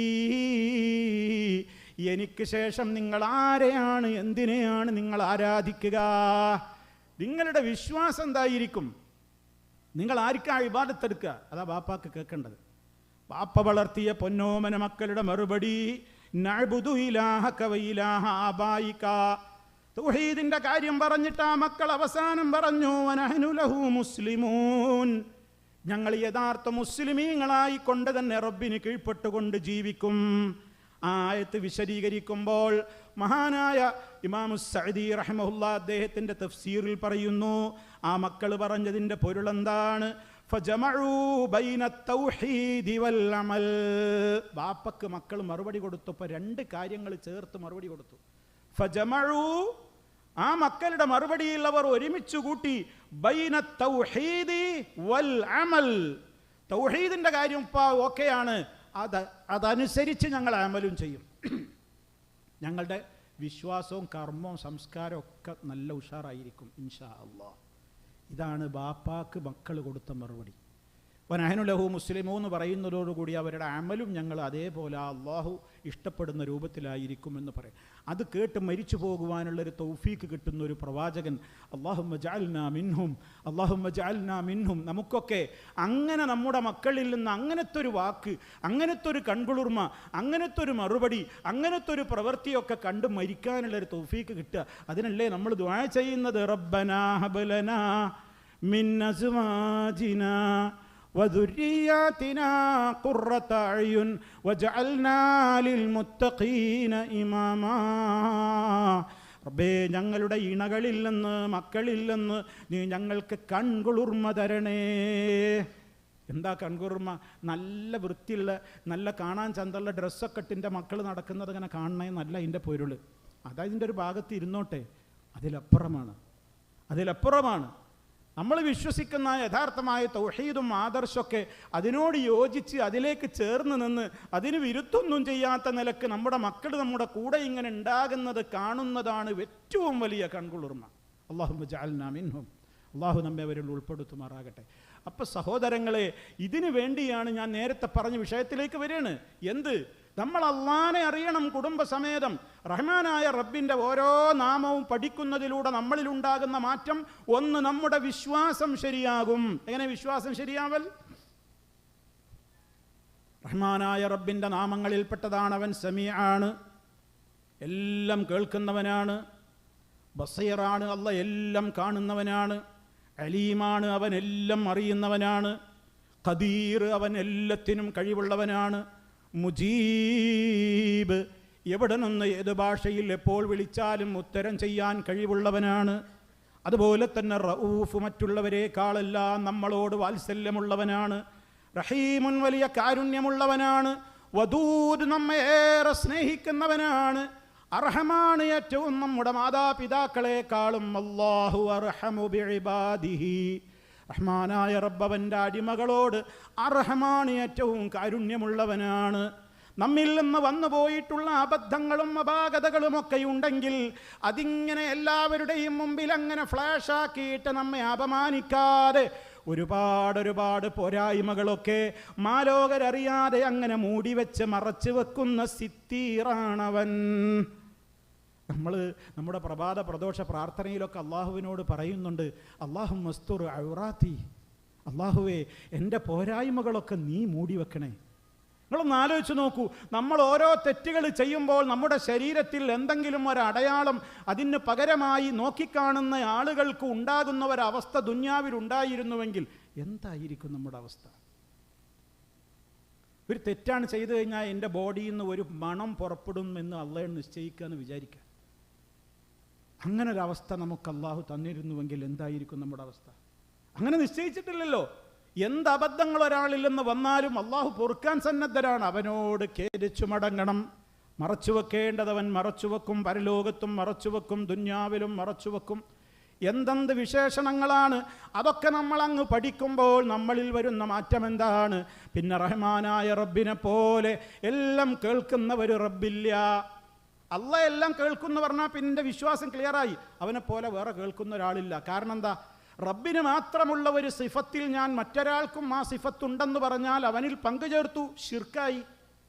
അപ്പം അള്ളാഹിനെ പോലെ എല്ലാം കാണുന്ന, അള്ളാഹുവിനെ പോലെ എല്ലാം കേൾക്കുന്ന, അള്ളാഹുവിനെ പോലെ എല്ലാം അറിയുന്ന, അള്ളാഹുവിനെ പോലെ ഞാൻ എവിടെ നിന്ന് വിളിച്ചാലും എൻ്റെ വിളി കേട്ട് ഉത്തരം ചെയ്യുന്ന, എന്നോട് വാത്സല്യമുള്ള, ഉറങ്ങാത്ത, മയങ്ങാത്ത, ക്ഷീണമില്ലാത്ത വേറെ ഏതെങ്കിലും ഒരു ശക്തിയുണ്ടെന്നോ വ്യക്തിയുണ്ടെന്നോ ഞാൻ വിശ്വസിച്ചാൽ എൻ്റെ തൗഹീദ് തകർന്നു, എൻ്റെ വിശ്വാസം മലിനപ്പെട്ടു. നേരെ മറിച്ച് ഞാൻ എൻ്റെ റബ്ബിനെ മാത്രമേ അതുള്ളൂ എന്ന് വിശ്വസിച്ച് കഴിഞ്ഞാൽ ഞാൻ എൻ്റെ റബ്ബല്ലാത്തവരോട് പിന്നെ ഒരിക്കലും വിളിച്ചു തേടൂല. എൻ്റെ തൗഹീദ് ക്ലിയറായി. വിശദീകരിച്ച് ഞാൻ പറയുന്നില്ല. തൗഹീദ് ക്ലിയറായി. അതോടൊപ്പം എൻ്റെ ജീവിതം ക്ലിയറാവണ്ടേ? ഞാൻ പാപങ്ങൾ ചെയ്യാതിരിക്കാൻ എനിക്ക് പ്രേരകമാവേണ്ടത് എൻ്റെ റബ്ബിനെക്കുറിച്ചുള്ള അറിവാണ്. എൻ്റെ റബ്ബ് എല്ലാം കേൾക്കുന്നുണ്ട്, കാണുന്നുണ്ട്, അറിയുന്നുണ്ട് എന്ന് ഞാൻ അടിയുറച്ച് അവൻ്റെ നാമങ്ങളിലൂടെ അങ്ങ് പഠിച്ചു കഴിഞ്ഞാൽ, എൻ്റെ ബാപ്പ കേൾക്കുന്നില്ലെങ്കിലും ഉമ്മ കാണുന്നില്ലെങ്കിലും അവരൊക്കെ എവിടെയാണെങ്കിലും ഞാൻ ഒറ്റയ്ക്ക് എൻ്റെ റൂമിലാണെങ്കിലും ഞാൻ തെറ്റ് ചെയ്തുകൂടാ. കാരണം എന്നെ സദാ നിരീക്ഷിക്കുന്ന റഖീബാണ് അല്ലാഹ്, എന്നെ എല്ലാം കേൾക്കുന്ന സമീആണ് അല്ലാഹ്, എന്നെ സദാ കണ്ടുകൊണ്ടിരിക്കുന്ന ബസീറാണ് എൻ്റെ റബ്ബ്. അപ്പം ഞാൻ തെറ്റും ചെയ്യൂല, തെറ്റ് ചെയ്യാൻ എനിക്ക് കഴിയൂല. എന്താ കാരണം? എൻ്റെ റബ്ബ് കാണുന്നുണ്ട്, കേൾക്കുന്നുണ്ട്, അറിയുന്നുണ്ട്. അപ്പോൾ എൻ്റെ ജീവിത വിശുദ്ധിയും ഉണ്ടാകും, എൻ്റെ വിശ്വാസ വിശുദ്ധിയും എനിക്ക് നേടും. ഏത് പഠനത്തിലൂടെ? അസ്മാഉൽ ഹുസ്ന പഠനത്തിലൂടെ. ഇത് ഞാൻ എന്നോടും നിങ്ങളോടും ഓർമ്മപ്പെടുത്തുകയാണ്. റഹ്മാനായ റബ്ബിൻ്റെ നാമങ്ങളൊക്കെ അതിൻ്റെ പദാർത്ഥങ്ങൾ പഠിക്കുക, അർത്ഥം പഠിക്കുക, ആശയം എന്തൊക്കെയാണെന്ന് പഠിക്കുക. അതൊരു വിശ്വാസിയുടെ ജീവിതത്തിൽ ഉണ്ടാക്കി തീർക്കേണ്ടുന്ന മാറ്റങ്ങൾ ഏതൊക്കെ വിധത്തിൽ എന്ന് പഠിക്കുക. അങ്ങനെയാണ് ഉലമാക്കൾ അസ്മാഉൽ ഹുസ്നയെ അവരുടെ ഗ്രന്ഥങ്ങളിൽ വിശദീകരിച്ചിട്ടുള്ളത്. അത് നമ്മൾ പഠിക്കണം, കുടുംബസമേതം പഠിക്കണം, നമ്മളെല്ലാവരും പഠിക്കണം. അതിലൂടെയാണ് നമ്മൾ അള്ളാഹുവിനെ ശരിക്കും നമുക്ക് മനസ്സിലാക്കുവാൻ സാധിക്കുക. അപ്പം നമുക്ക് തവക്കുലുണ്ടാകും, നമുക്ക് റബ്ബിനെക്കുറിച്ചുള്ള ഒരു ദൃഢമായ ബോധമുണ്ടാകും, അവനിൽ ബരമേൽപ്പിക്കുവാനുള്ളൊരു കരുത്തുണ്ടാകും, ഭീരുത്വത്തിൽ നിന്ന് രക്ഷപ്പെടും. ഇന്നെന്താ നമ്മുടെ മക്കൾ ആത്മഹത്യയിലേക്ക് പോകുന്നത്? എന്താണ് ഒരു കല്യാണം കഴിഞ്ഞിട്ട് ഒരു ഭർത്താവ് എന്തെങ്കിലും ഒന്ന് പറയുമ്പോഴേക്ക് പെണ്ണ് വേഗത്തിൽ അവിടെ നിന്ന് പിരിഞ്ഞു പോരുന്നത്? അതല്ലെങ്കിൽ ആത്മഹത്യ ചെയ്യുന്നത്? അതല്ലെങ്കിൽ മറ്റുള്ള കാര്യങ്ങളിലേക്ക് നമ്മുടെ കുട്ടികൾ ജീവിതത്തെ ഫേസ് ചെയ്യാൻ കഴിയാതെ അവർ തളർന്നു പോകുന്നത് എന്തുകൊണ്ടാ? മരിക്കാണ്. എനിക്ക് നിറല്ല എന്ന് പറഞ്ഞു എന്നാണ് ഒരു കുട്ടി ആത്മഹത്യ ചെയ്യാണ്ടായ കാരണം, അല്ലേ? ഒരു മുസ്ലിം പെൺകുട്ടിയല്ലേ, മറ്റു മതക്കാരുടെ അവിടെ നിൽക്കട്ടെ. മുസ്ലിം കുട്ടികൾ ലാ ഇലാഹ ഇല്ലല്ലാഹ് ചെറുപ്പത്തിലെ കേട്ട് വളർന്ന മക്കൾ വെറുതെ താരാട്ടുപാട്ട് ലാ ഇലാഹ ഇല്ലല്ലാഹ് കേട്ടതല്ലാതെ റബ്ബിൽ തവക്കുലാക്കേണ്ടത് എങ്ങനെ, അവൻ്റെ ഖദാ ഖദറിൽ വിശ്വസിക്കേണ്ടത് എങ്ങനെ നമുക്ക് കിട്ടിയില്ല, നമ്മുടെ മക്കൾക്ക് കിട്ടിയില്ല.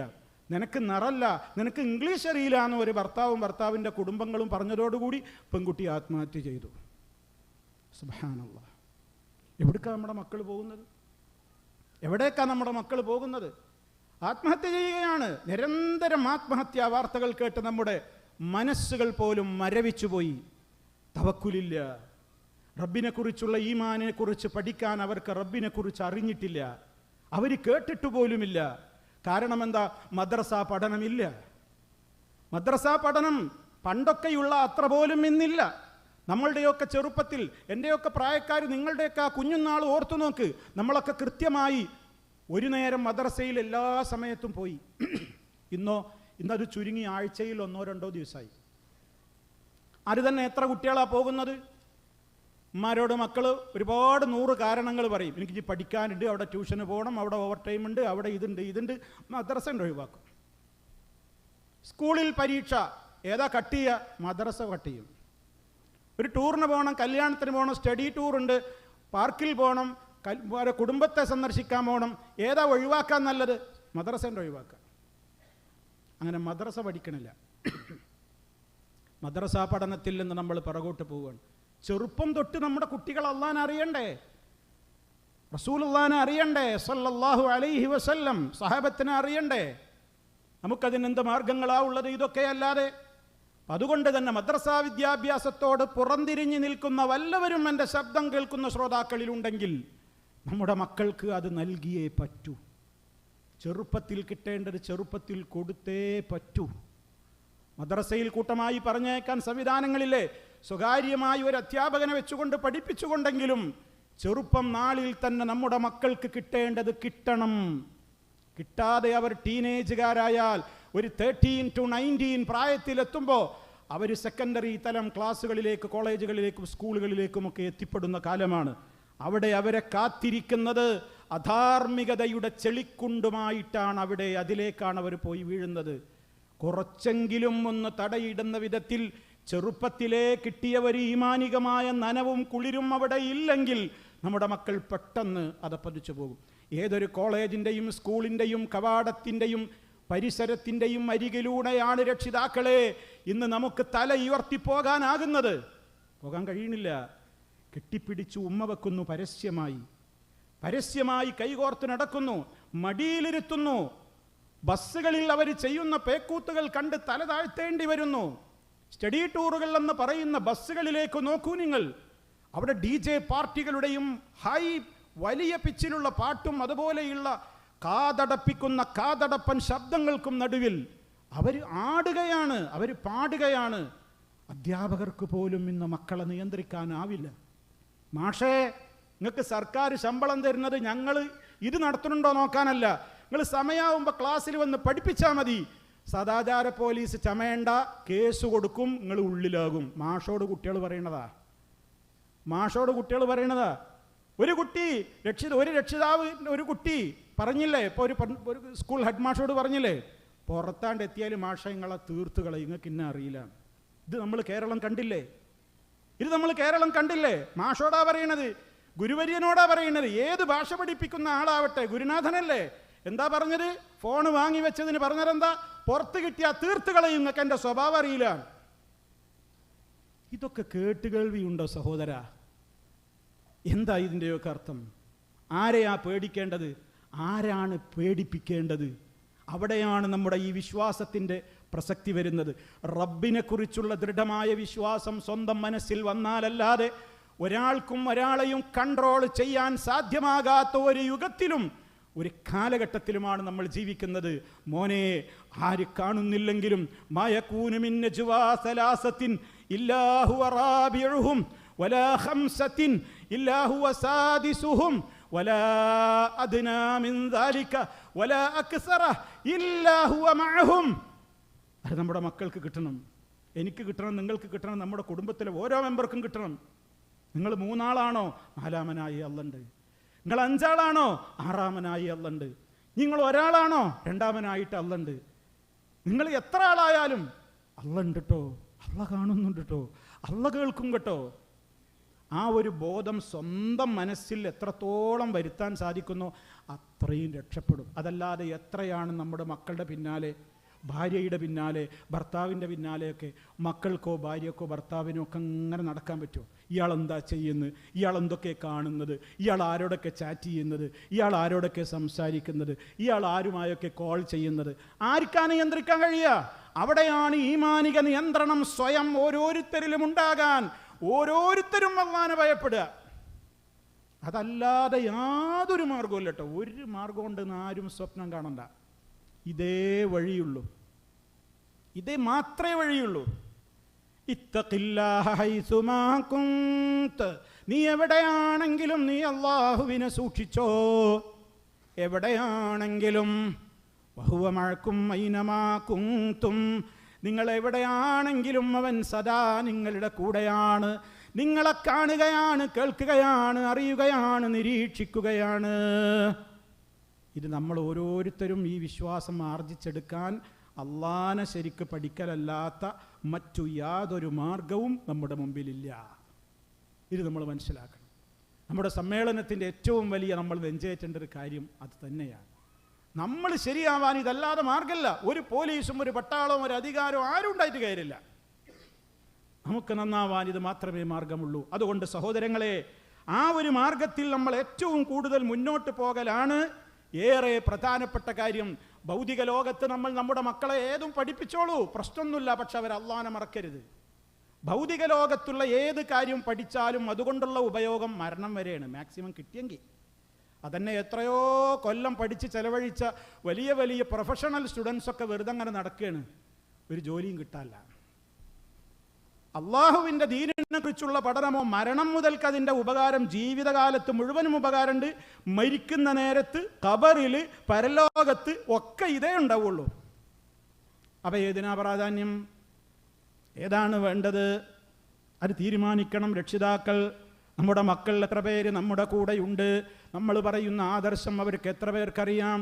നമ്മളിപ്പോൾ ഒരു മക്കളെ വിളിച്ചിട്ട് പറയണം, മോനെ ഇതാ ഒന്നൊരു വഴുതുണ്ട് കേട്ടോ, ഒരു പ്രഭാഷണം ഉണ്ട് കേട്ടോ, നമുക്ക് പോവുക.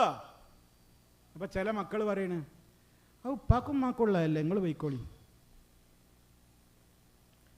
അതുപോലെ തന്നെ മക്കളെ വിളിച്ചിട്ട് പറയാണ്, മോനെ എവിടെ വന്ന? അപ്പോൾ തന്നെ മോന് മനസ്സിലായി പാപ്പ എന്തോ ഉപദേശിക്കാൻ വിളിക്കുകയാണ്. മുപ്പരിങ്ങനെ ഭയങ്കര ഗൗരവത്തിൽ ഇങ്ങനെ വന്ന് നമ്മളെ മുമ്പിൽ നിൽക്കുകയാണ്. പറയുള്ള എന്താ ചെയ്യും, പറഞ്ഞോളി, തുടങ്ങിക്കോളി. അപ്പോൾ വാപ്പ ഇങ്ങനെ, മോനെ എങ്ങനെയൊന്നും ജീവിക്കല്ലേ, ഇങ്ങനെയൊക്കെ ഈ കാലത്ത് പറ്റുമോ? ഒക്കെ അങ്ങനെ കഴിഞ്ഞു പോട്ടെന്നാ അവൻ പോയി. ബാപ്പ പറഞ്ഞത് ഒന്നും അവൻ ഉൾക്കൊണ്ടില്ലാന്ന്. അവസാനം എന്തെങ്കിലും പറഞ്ഞാൽ പറയും, നിങ്ങളെ വർത്താനൊന്നും ഇവിടെ പറയണ്ട, നിങ്ങളെ വാക്കൊക്കെ വാപ്പാനോട് പറയും തന്ത വൈബാണ്, ഉമ്മാനോട് പറയും തള്ള വൈബാണ്. ഇത് നിങ്ങളെ കാലിൽ, അത് ഞങ്ങളെ വൈബാണ് എന്നാണ്. ഈ വർത്താനം പറയുന്ന മക്കളായി മുഴുവൻ വീടുകളിലും ആളുകൾ മാറി. എന്തെങ്കിലും പറഞ്ഞാൽ അത് തന്ത വൈബ്, ഉപദേശം കൊടുക്കുകയാണോ അത് തന്തേ. ഇവർക്കൊന്നും രോഗം തിരിഞ്ഞിട്ടില്ലാന്ന്. മോനെ മുടിയൊന്നും ഇങ്ങനെ കാണിക്കലടാ, കുറേ ഭാഗം ഇങ്ങനെ ചെത്തി വലുതാക്കി അവിടെ അങ്ങോട്ട് വെളുപ്പിച്ച് ഇവിടെ ഒരു കുടുംബം വെച്ച് ഇവിടെ മറ്റേ സ്റ്റൈല് മറിച്ചേ സ്റ്റൈൽ എന്ന് പറഞ്ഞിട്ട് മോനെ അങ്ങനെയൊന്നും ചെയ്യല്ലടാ, ഒരു മനുഷ്യന്മാരെ കോലത്തിൽ നടക്ക്. വാപ്പാക്ക് തന്ത വൈബാണ്. ഓനക്ക് വേറെ ആരുടെ വൈബ് കിട്ടിയിട്ടുണ്ട്. നമുക്ക് കിട്ടിയ വൈബ് അവന് കിട്ടിയതുമില്ല. കാരണം നമ്മൾ പോണ ക്ലാസ്സിലല്ല, സ്കൂളിലല്ല അവൻ പഠിക്കണത്. നമ്മൾ കൂടെ കൊണ്ടുവരുന്നുമില്ല.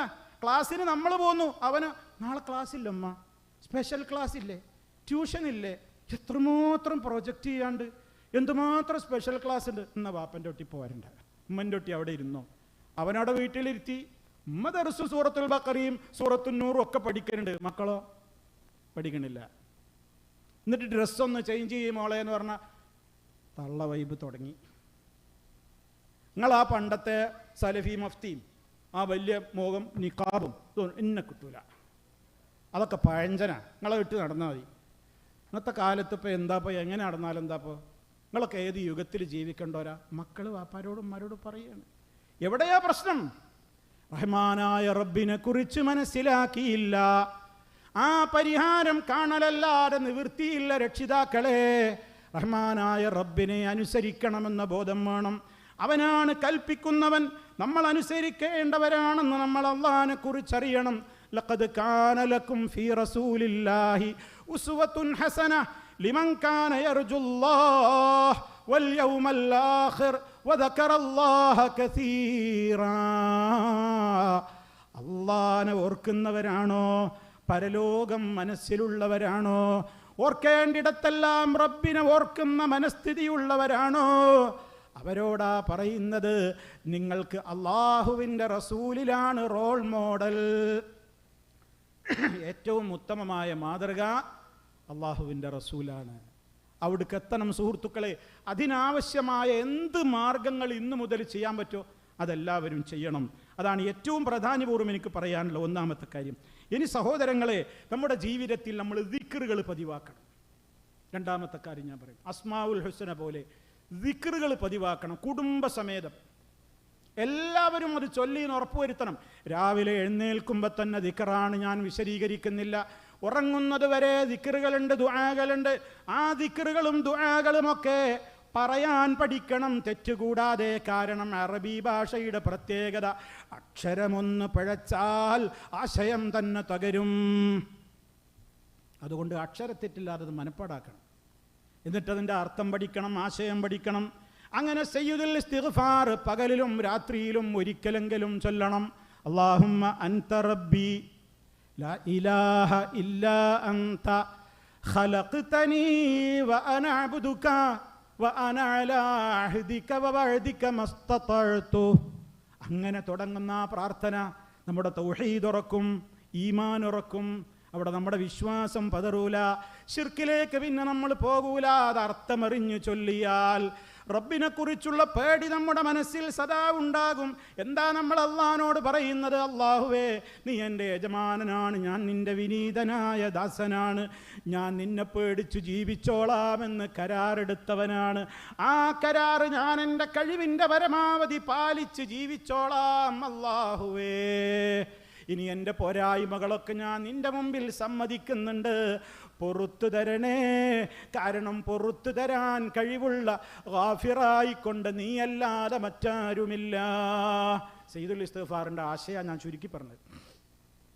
ഇത് ഒരാൾ പകലിലും രാത്രിയിലും ഓരോ തവണ മനസ്സിൽ ഉറപ്പിച്ച് ആശയം ദൃഢമായി ഉൾക്കൊണ്ടുകൊണ്ട് ചൊല്ലിയാൽ ഫഹുവ മിൻ അഹ്ലിൽ ജന്ന, അവൻ സ്വർഗാവകാശിയാണ്.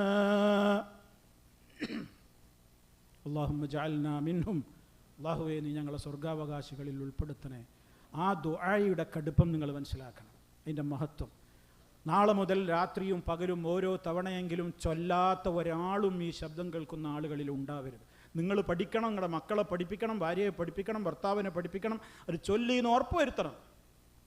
വല്ലാത്തൊരു ദുആയാണ്. അതിൽ നമ്മളെ തൗഹീദ് ഉറക്കും, നമ്മളെ ജീവിതം നന്നാകും. അങ്ങനെ ഏത് ദിക്റുകളും പ്രഭാതത്തിൽ അള്ളാഹുവിൻ്റെ റസൂല് ഒരൊറ്റ പ്രഭാതത്തിലും ഇത് പറയാത്തൊരു പ്രഭാതം കഴിഞ്ഞു പോയിട്ടില്ല എന്ന ആമുഖത്തോടു കൂടെയാണ് സഹാബത്ത് നമുക്ക് പഠിപ്പിച്ചു തരുന്നത്. അല്ലാഹുമ്മ ഇന്നി അസ്അലുകൽ ആഫിയത ഫിദ് ദുനിയാ വൽ ആഖിറ, അല്ലാഹുമ്മ ഇന്നി അസ്അലുകൽ അഫ്വ വൽ ആഫിയത ഫീ ദീനി വ ദുനിയായ വഅഹ്ലി വമാലി, അല്ലാഹുമ്മ അസ്തുർ ഔറാതി വ ആമിൻ റൗആതി, അല്ലാഹുമ്മ അഹ്ഫദ്നി من بين يدي ومن خلفي وعن يميني وعن شمالي ومن فوقي وأعوذ بعظمتك أن أغتال من تحتي. മുത്ത് മുസ്തഫ ഇത് പറയാത്തൊരു പ്രഭാതം കഴിഞ്ഞു പോയിട്ടില്ല. ചിന്തിക്ക്, നമ്മുടെ ജീവിതത്തിൽ ഇത് പറഞ്ഞ എത്ര പ്രഭാതമുണ്ടായിട്ടുണ്ട്. എന്തൊക്കെ പയ്യിൽ ചോദിച്ച് ആദ്യം തന്നെ ചോദിക്കുന്നത് ആഫിയത്ത് തരണമെന്നാണ്. ആർക്കും ആഫിയത്ത് വേണ്ടാത്ത?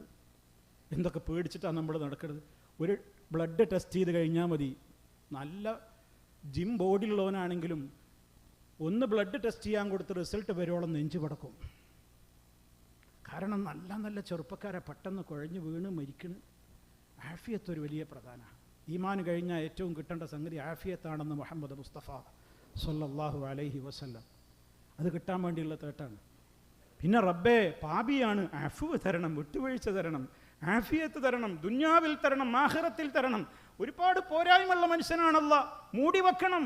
പോരായ്മകൾ മാലോകരറിയാതെ മൂടി വെക്കണം. ദുന്യാവിൽ മൂടി വെക്കണം, ആഖിറത്തിൽ മൂടി വെക്കണം. ഒരുപാട് കാര്യങ്ങൾ പേടിച്ചിട്ടാണ് ഞാൻ ജീവിക്കുന്നത്. ആ പേടിയിൽ നിന്നൊക്കെ എനിക്ക് നിർഭയത്വം തരണം. ഇനി അടുത്ത ചോദ്യം എന്താണെന്നറിയോ? മുന്നിലൂടെ വരുന്ന ഒരുപാട് അറ്റാക്കുകളുണ്ട് എനിക്ക്. പല വിധത്തിലാവാം, ആക്സിഡൻറ്റിൻ്റെ രൂപത്തിലാവാം, പല വിധത്തിൽ മുന്നിൽ നിന്ന്, പിന്നിൽ നിന്ന്, വലതുവശത്തിലൂടെ, ഇടതുവശത്തിലൂടെ, മുകളിൽ നിന്ന്, ഭൂമിക്കടിയിൽ നിന്ന്, എവിടുന്നൊക്കെ ആറാലൊരു മാർഗത്തിൽ വരുന്ന അറ്റാക്കുകളിൽ നിന്നും നീ എന്നെ കാത്തുകൊള്ളണേ. ഇത് പടച്ച റബ്ബിനോട് മനസ്സറിഞ്ഞ് പറഞ്ഞ് പുറത്തേക്കിറങ്ങുന്ന, അല്ലെങ്കിൽ തൻ്റെ ജീവിതം അങ്ങനെ ക്രമീകരിക്കുന്ന ഏതൊരു പുരുഷനാണ്, ഏതൊരു സ്ത്രീക്കാണ് നല്ല തൻ്റെയിടവും നല്ല ഈമാനികമായ തവക്കുലും നല്ല ദൃഢതയും ഇല്ലാതിരിക്കുക? ആർക്കാ സഹോദരങ്ങളെ? കാരണം നമ്മൾ ഏൽപ്പിക്കേണ്ട ഉന്നത കേന്ദ്രത്തിൽ നമ്മുടെ എല്ലാം അവിടെ ഏൽപ്പിച്ചില്ലേ? എന്താ പിന്നെ പേടിക്കാനുള്ളത്? അതാ നമ്മുടെ ജീവിതത്തിൻ്റെ കരുത്ത്. ഞാൻ പറഞ്ഞു വരുന്നത് ഓരോ ദിക്റും വിശദീകരിക്കാൻ എനിക്ക് നേരല്ല, അതിൻ്റെ വേദിയല്ല ഇത്. ദിക്റുകൾ നിങ്ങൾ പഠിക്കണം, അതിൻ്റെ അർത്ഥം പഠിക്കണം, ആശയം പഠിക്കണം. അതിലും നമ്മുടെ തൗഹീദ് ശരിയാവും, നമ്മുടെ അഖീദ വഴക്കൂല, നമുക്ക് തെറ്റിപ്പോകൂല, ജീവിത വിശുദ്ധിയും കൈവരും, ജീവിത വിശുദ്ധിയും കൈവരും. ഓരോ ദിക്റുകളും അതിന് ഉപോത്ബലകമായ നിലക്കാണ് ക്രമീകരിച്ചിട്ടുള്ളത്. അത് നിങ്ങൾ ശ്രദ്ധിക്കണമെന്നാണ് എനിക്ക് എന്നോടും നിങ്ങളോടും ഏറ്റവും പ്രാധാന്യപൂർവ്വം പറയാനുള്ള മറ്റൊരു പ്രധാനപ്പെട്ട കാര്യം. അതുപോലെ തന്നെ സഹോദരങ്ങളെ, സമൂഹത്തിൽ നിന്ന് നടക്കുന്ന കാര്യങ്ങൾ നമ്മൾ കണ്ടില്ലെന്ന് നടിക്കരുതൊരിക്കലും. നമ്മളതൊന്നും അറിഞ്ഞില്ല എന്ന് നടിക്കരുത്. നമ്മൾ പരിചയപ്പെടണം, നമ്മുടെ മക്കൾ പരിചയപ്പെടുത്തണം. എന്താ പ്രശ്നം? ഇവിടെ ശിർക്കിൻ്റെ ഓരോ വഴികൾ സമൂഹത്തിൽ തഴച്ച് വളരുകയാണ്. പല ആളുകളും പണ്ടൊക്കെ വിചാരിച്ചു വിദ്യാഭ്യാസമാണ് കൊടുത്താൽ മതി, ജനങ്ങളൊക്കെ അന്ധവിശ്വാസത്തിൽ നിന്ന് മാറുന്നിരുന്നു. ആ കാലം പോയി. ഏറ്റവും വലിയ വിദ്യാഭ്യാസമുള്ളവനെന്ന് പറയുന്നവനാണ് തുണി ഉരിഞ്ഞ ബാബമാരുടെ മുമ്പിൽ പോയി കൈകൂപ്പി നിൽക്കുന്നത്. വലിയ ജഡ്ജിമാർ, വലിയ അഡ്വക്കറ്റുമാർ, വലിയ ശാസ്ത്രജീവികളെന്ന് പറയുന്നവർ, ബുദ്ധിജീവികളെന്ന് പറയുന്നവർ തുണി ഉരിഞ്ഞ ബാബമാരുടെ മുമ്പിൽ പോയി നമ്രശിരസ്കരായി അവർ കൈകൂപ്പി നിൽക്കുന്നു. വിദ്യാഭ്യാസം ഉണ്ടായിട്ട് കാര്യമല്ല. അള്ളാനെ അറിയ്, മഅരിഫത്തുൽ അബ്ദി റബ്ബഹു. ഇത് പഠിക്കാതെ രക്ഷല്ല. റബ്ബ്, റസൂല്, ദീന്, ഇത് പഠിക്കാതെ രക്ഷല്ല.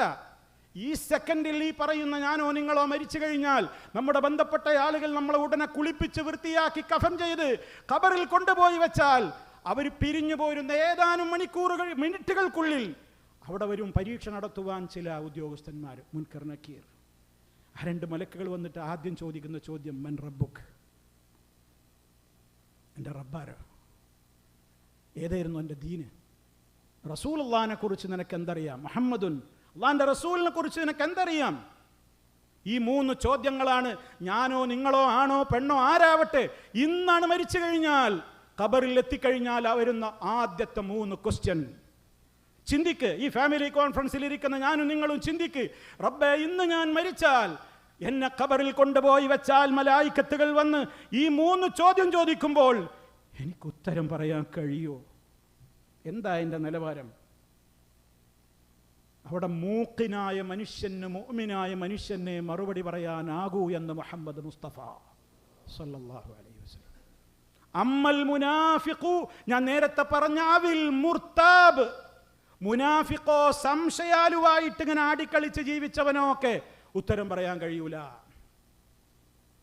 അങ്ങനെ തന്നെയാണ് മഹാനായ റസൂൽ സല്ലല്ലാഹു അലൈഹി വസല്ലം ആദ്യം വിവരിച്ചപ്പോൾ എടുത്ത് പറഞ്ഞ വാചകങ്ങൾ. അമ്മൽ മുഅ്മിനു വൽ മൂഖിൻ, മുഅ്മിനും മൂഖിനും അവിടെ മറുപടി പറയും.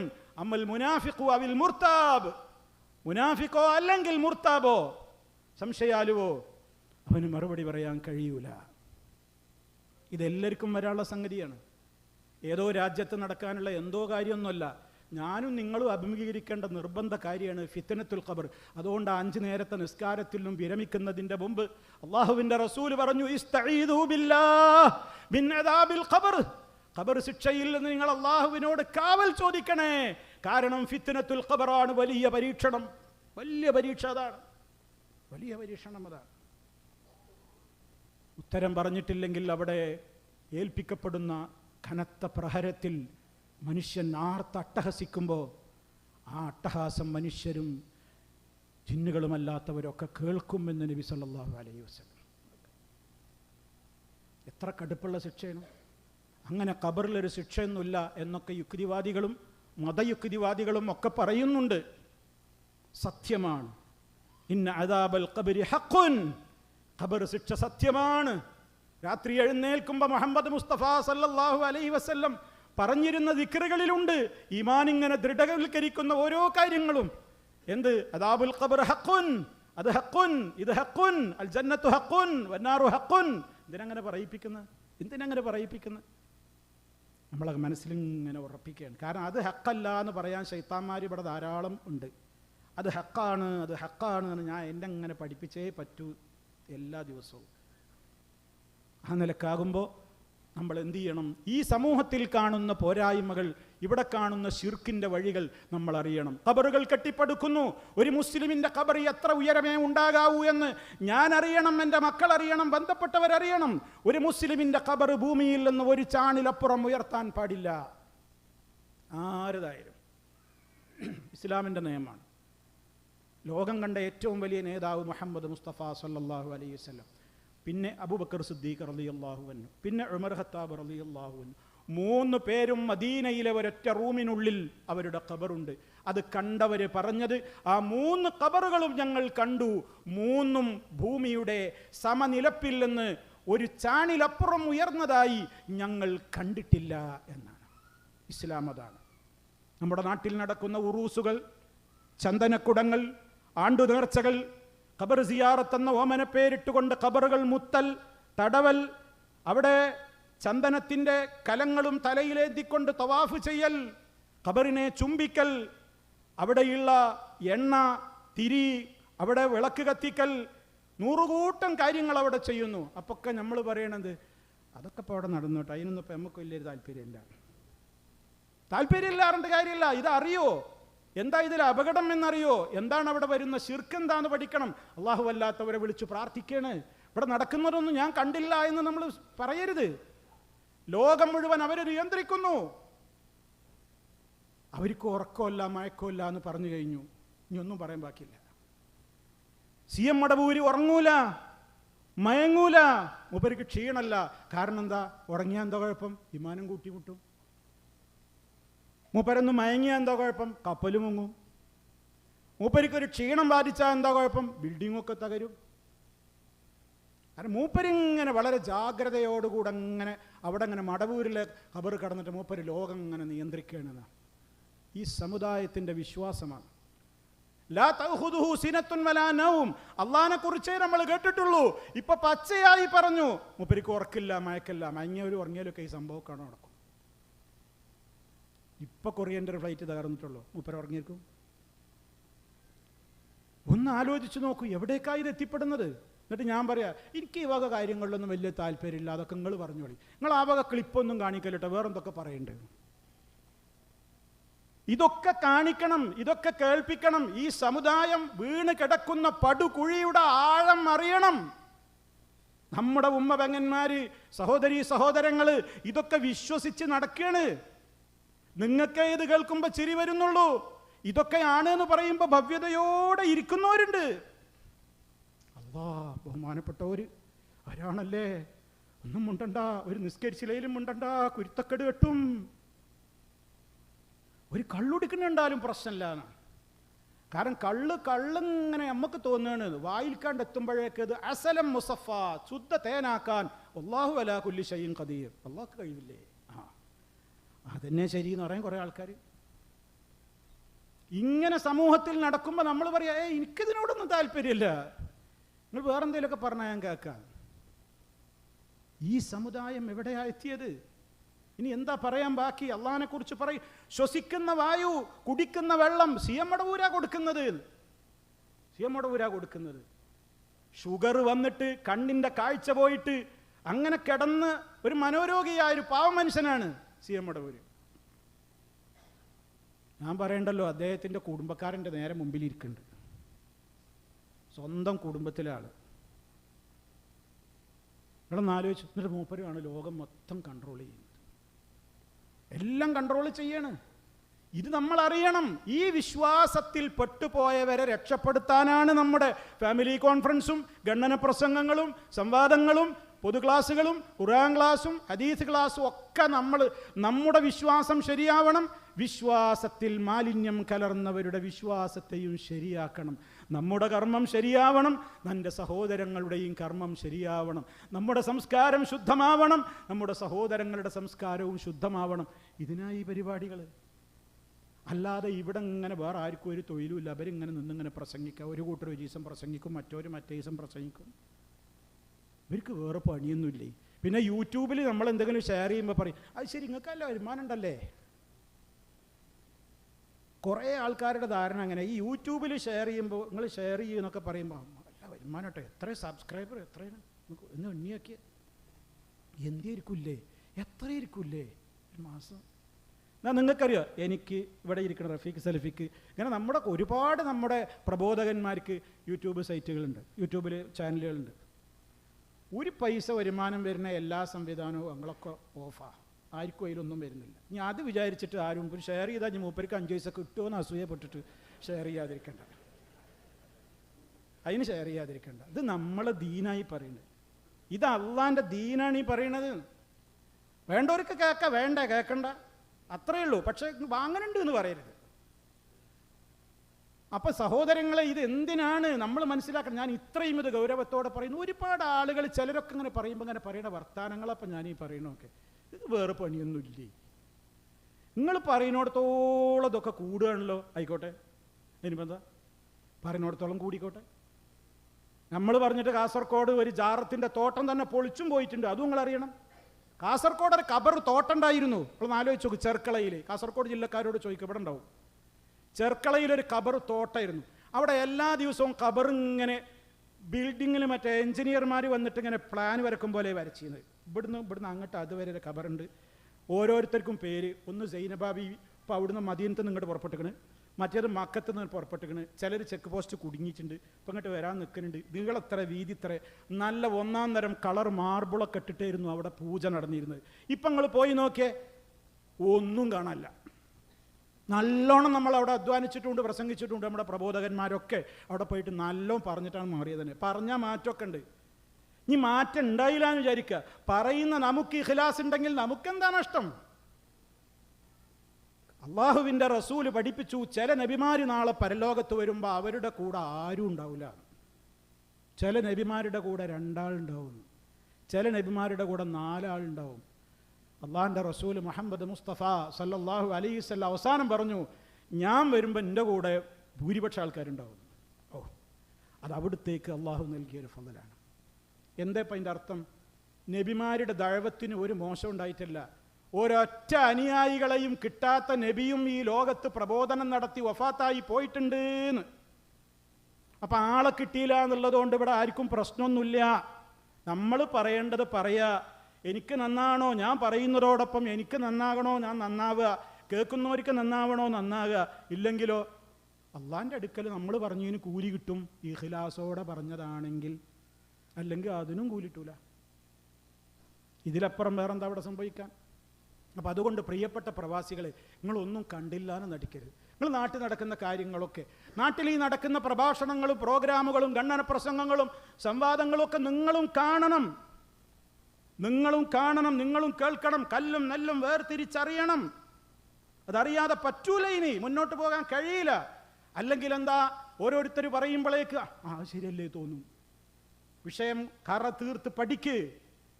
എന്താണ് കൃത്യമായി സത്യം എന്ന് പഠിക്ക്. അത് പഠിക്കണം. ആ വിധത്തിൽ സമൂഹത്തിൽ ഉറുക്കുകളും മൈക്കല്ലുകളും മേലസ്സുകളും വർദ്ധിച്ചു വരുന്നു. ഇപ്പം നെറ്റിലൂടെയാണ് അതിൻ്റെ വിതരണം. എത്ര ലക്ഷങ്ങളാണ്. കാസർകോട്ടുള്ള ഒരു സ്ത്രീ ഒരു ഹാജിയാരെ കൊന്നു, അല്ലേ?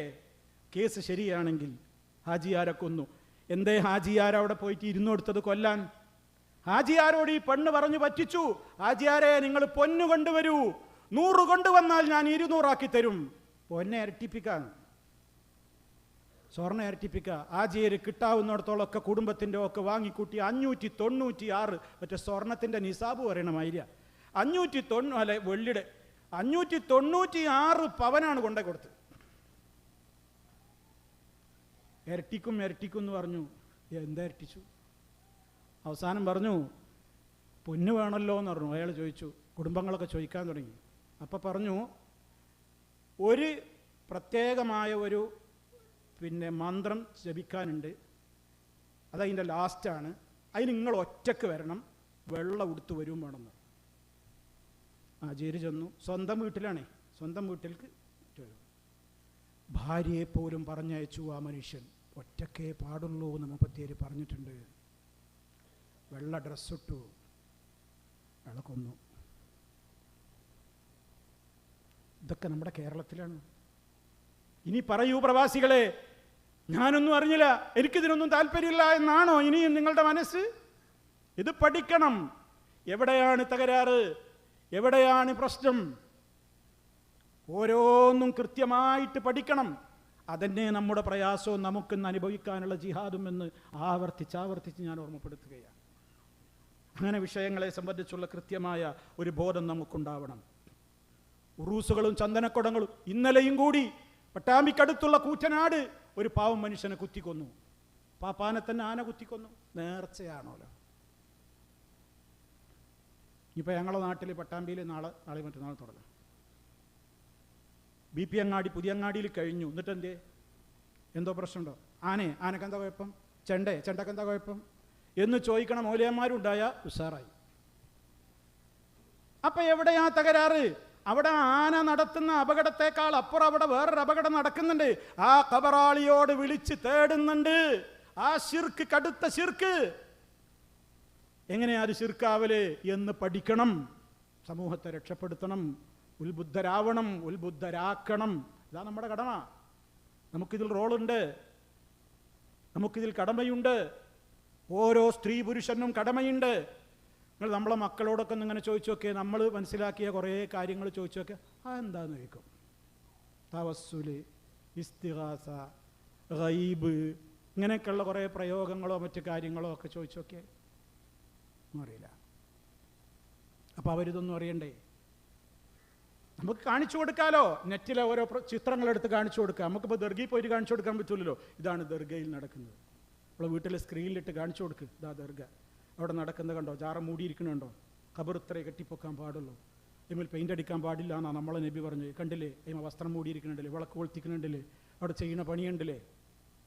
മുന്നറിയിപ്പ് കൊടുക്കണം, കൃത്യമായി അറിയണം, ബോധമുണ്ടാകണം.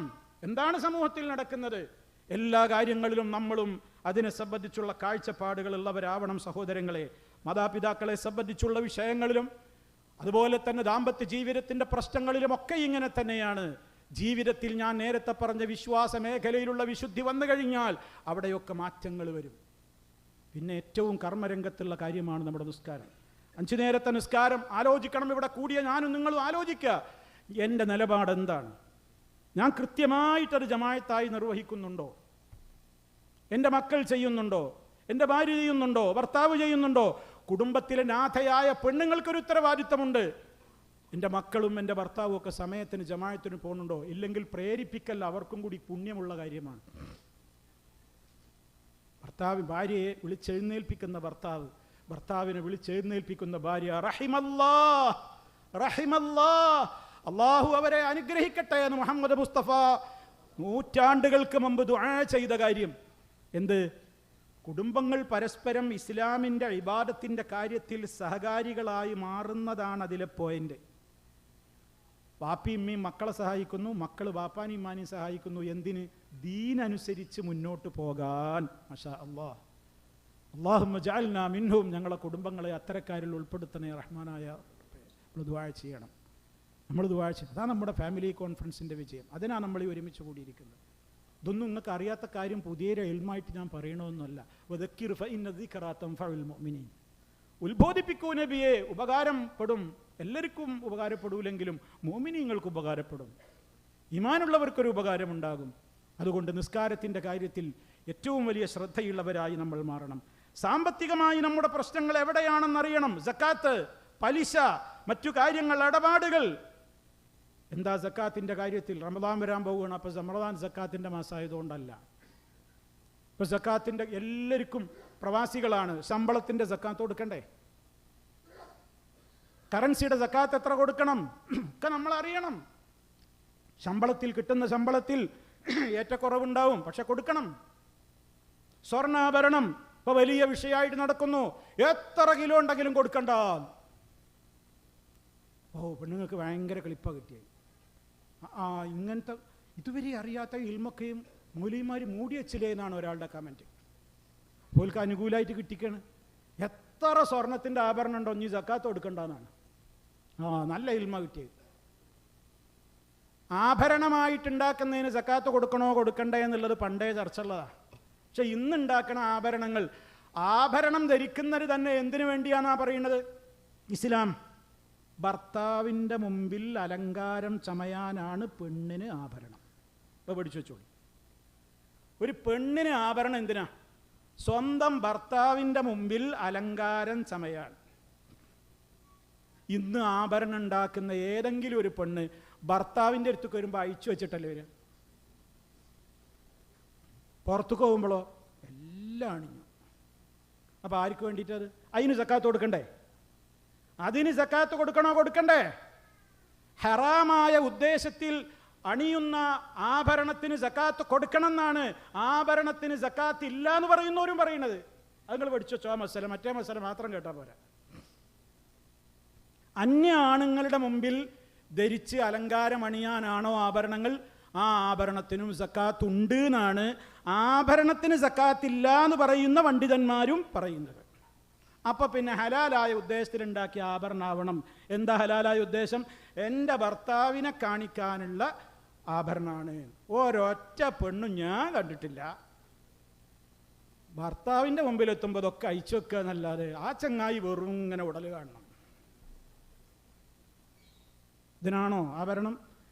മഹദിയായ ആയിഷ റളിയല്ലാഹു തആല അൻഹ, അള്ളാഹുവിൻ്റെ റസൂൽ ഒരിക്കൽ വീട്ടിലേക്ക് കയറി വന്നപ്പോൾ നമ്മുടെ ഉമ്മായുടെ കൈവിരലുകളിൽ വെള്ളിയുടെ മോതിരങ്ങളുണ്ട്. വെള്ളിൻ്റെ മോതിരമുണ്ട്. ഉമ്മ പറയാണ്, നമ്മളെ ഉമ്മ ആയിഷ റളിയല്ലാഹു തആല അൻഹ പറയും. അപ്പോൾ അള്ളാഹിൻ്റെ റസൂൽ ചോദിച്ചു, മാ ഹാദാ യാ ആയിഷ, ആയിഷ അതെന്താ? എന്തപ്പോൾ കയ്യിൽ കുറച്ച് വെള്ളി മോതിരമൊക്കെ? അപ്പൊ പറഞ്ഞ വാചകം നിങ്ങൾ നോട്ട് ചെയ്യേ. സ്വനഅ്തുഹുന്ന അതസയ്യനു ലക യാ റസൂലല്ലാഹ്. അല്ലാഹുവിൻ്റെ റസൂലേ, ഞാനത് ഉണ്ടാക്കിയത് നിങ്ങളുടെ മുമ്പിൽ അലങ്കാരമായി ചമയാനാണ്. അപ്പോൾ ഹലാലായ ഉദ്ദേശമാണ്. അടുത്ത ചോദ്യം കേട്ടോളി, ഉമ്മയോട് അടുത്ത ചോദ്യം. ഓക്കെ, ശരി. അതുഅദ്ദീന സകാതഹുന്ന, നീ അവയുടെ സക്കാത്ത് കൊടുത്തിട്ടുണ്ടോ? അപ്പോൾ ഉമ്മ പറയാണ്, ഞാനില്ല എന്നുള്ള മട്ടിൽ ഞാൻ എന്തോ ഒരു വാചകം പറഞ്ഞപ്പോൾ അള്ളാഹുവിൻ്റെ റസൂൽ എന്നോട് പറഞ്ഞു, എങ്കിൽ ഹുവ ഹസ്ബുകി മിനന്നാർ, എങ്കിൽ നിനക്ക് നരകം കിട്ടാൻ അത് തന്നെ എമ്പാടും മതി. നിങ്ങൾ പറയും, ആഭരണമായിട്ടുണ്ടാക്കിയ സാധനത്തിന് സക്കാത്ത് കൊടുക്കണോ കൊടുക്കണ്ടേ? കൊടുക്കണ്ടെന്ന് ചില പണ്ഡിതന്മാർക്ക് അഭിപ്രായമുണ്ട്, കൊടുക്കണമെന്നും അഭിപ്രായമുണ്ട്. ലാഭം നോക്കിയിട്ട് പക്ഷം ചേരല്ലേ, പ്രമാണത്തിനോടൊപ്പം നോക്കിയിട്ട് പക്ഷം ചേരും. ലാഭം നോക്കുകയാണെങ്കിൽ കൊടുക്കണ്ടെന്ന് തന്നെയാണ്. അപ്പം ആർക്കറിയത്ത്? നബി സല്ലല്ലാഹു അലൈഹി വസല്ലമിൻ്റെ അരികിലേക്ക് ഒരു സ്ത്രീ കടന്നു വരികയാണ്. ആ സ്ത്രീയുടെ കൂടെ അതിൻ്റെ മകളുമുണ്ട്. മകളുടെ കയ്യിലതാ 2 നല്ല കട്ടിയുള്ള കടകവളകളുണ്ട് സ്വർണത്തിൻ്റെ. നബി തങ്ങൾ ചോദിച്ചു, അതൊഴുത്തീനി സക്കാത്ത ഹാദാ, ഇതിൻ്റെ സക്കാത്ത് നീ കൊടുത്തിട്ടുണ്ടോ? ഇല്ല എന്ന് പറഞ്ഞപ്പോൾ മുത്തു മുസ്തഫയുടെ ഗൗരവത്തോടെയുള്ള അടുത്ത ചോദ്യം, അയസുറുക്കി അൻയുസവ്വിറകില്ലാഹു ബിഹിമാ സിവാറൈനി മിന്നാർ, ഇതിന് പകരം അല്ലാഹു നരകത്തീ കൊണ്ടുള്ള 2 വളകൾ നിന്നെ അണിയിക്കുന്നത് നീ ഇഷ്ടപ്പെടുമോ? സക്കാത്ത് കൊടുത്തിട്ടില്ല എന്ന് പറഞ്ഞപ്പോൾ ചോദിച്ച ചോദ്യമാണ്. അള്ളാഹിൻ്റെ റസൂലിൻ്റെ മുമ്പിൽ നിന്ന് 2 ഊരിയിട്ട് അവിടെ വെച്ച് കൊടുത്തിട്ട് ആ ഉമ്മ പറഞ്ഞ്, ഹുമാ ലില്ലാഹി വ റസൂലിഹി, ഇത് അള്ളാഹ്ക്കും അള്ളാഹിൻ്റെ റസൂലിൻ്റെ ദീനിക്ക് ഞാനാണ് കൊടുക്കുക. അവിടെ വെച്ചാണ്ട് ഊരി കൊടുത്തു. പറഞ്ഞാൽ ചെന്നാൽ മതി പെണ്ണുങ്ങളെ അടുത്തേക്ക്. ഊരി വെക്കൊന്നും വേണ്ട, അതിൻ്റെ സക്കാത്ത് കൊടുക്കുന്ന നമ്മൾ പറയുന്നത്. ഊരി വെക്കൊന്നും വേണ്ട, നിങ്ങൾ സക്കാത്ത് കൊടുക്കണം. കൊടുക്കാതിരിക്കാൻ പറ്റൂല സഹോദരിമാരെ. കൊടുക്കണം എന്നുള്ള അഭിപ്രായമാണ് നമുക്ക് ഖബറിൽ നല്ലത്, മരിക്കുമ്പോൾ നല്ലത്, മീസാനിൽ നമ്മളെ തൂക്കത്തിന് നല്ലത്, സിറാത്ത് പാലത്തിൽ കൂടെ പോകാൻ നല്ലതൊക്കെ അതാണ്. കൊടുക്കണ്ടെന്ന് പറഞ്ഞവരും ഉണ്ട്. അതിനിപ്പോൾ എന്താ? ഇതാണ് ഏറ്റവും പ്രബലമായിട്ടുള്ളത്. മറ്റേ അഭിപ്രായം എല്ലാമെന്നൊന്നും ഞാൻ പറയുന്നില്ല. പക്ഷേ ഇതാണ് ഓരോ പല തെളിവുകളുടെയും അടിസ്ഥാനത്തിൽ സഹോദരങ്ങളെ. മാത്രമല്ല അള്ളാഹു പരിശുദ്ധ ഖുർആനിൽ പറഞ്ഞതെന്താ?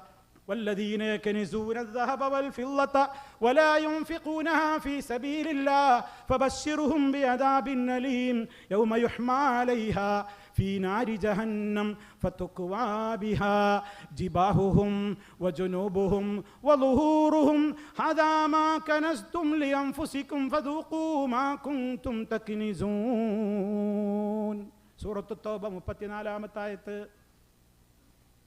അല്ലാഹു തആല പറയാണ്, സ്വർണവും വെള്ളിയും കൂട്ടിവെക്കുന്നവർ അതിന് ആഭരണം ഒഴിവാണ് എന്ന് ആ ആയത്തിലില്ല. ഇനി ആ ആയത്തിൽ നിന്ന് ആഭരണം ഒഴിവാണെന്ന് പറയണമെങ്കിൽ അതിന് മാത്രം ബലപ്പെട്ട ഹദീസ് വേണം. അങ്ങനെ ഒരു ഹദീസ് ഉള്ളതായിട്ട് ഈ ഉള്ളവൻ്റെ ശ്രദ്ധയിൽപ്പെട്ടിട്ടുമില്ല.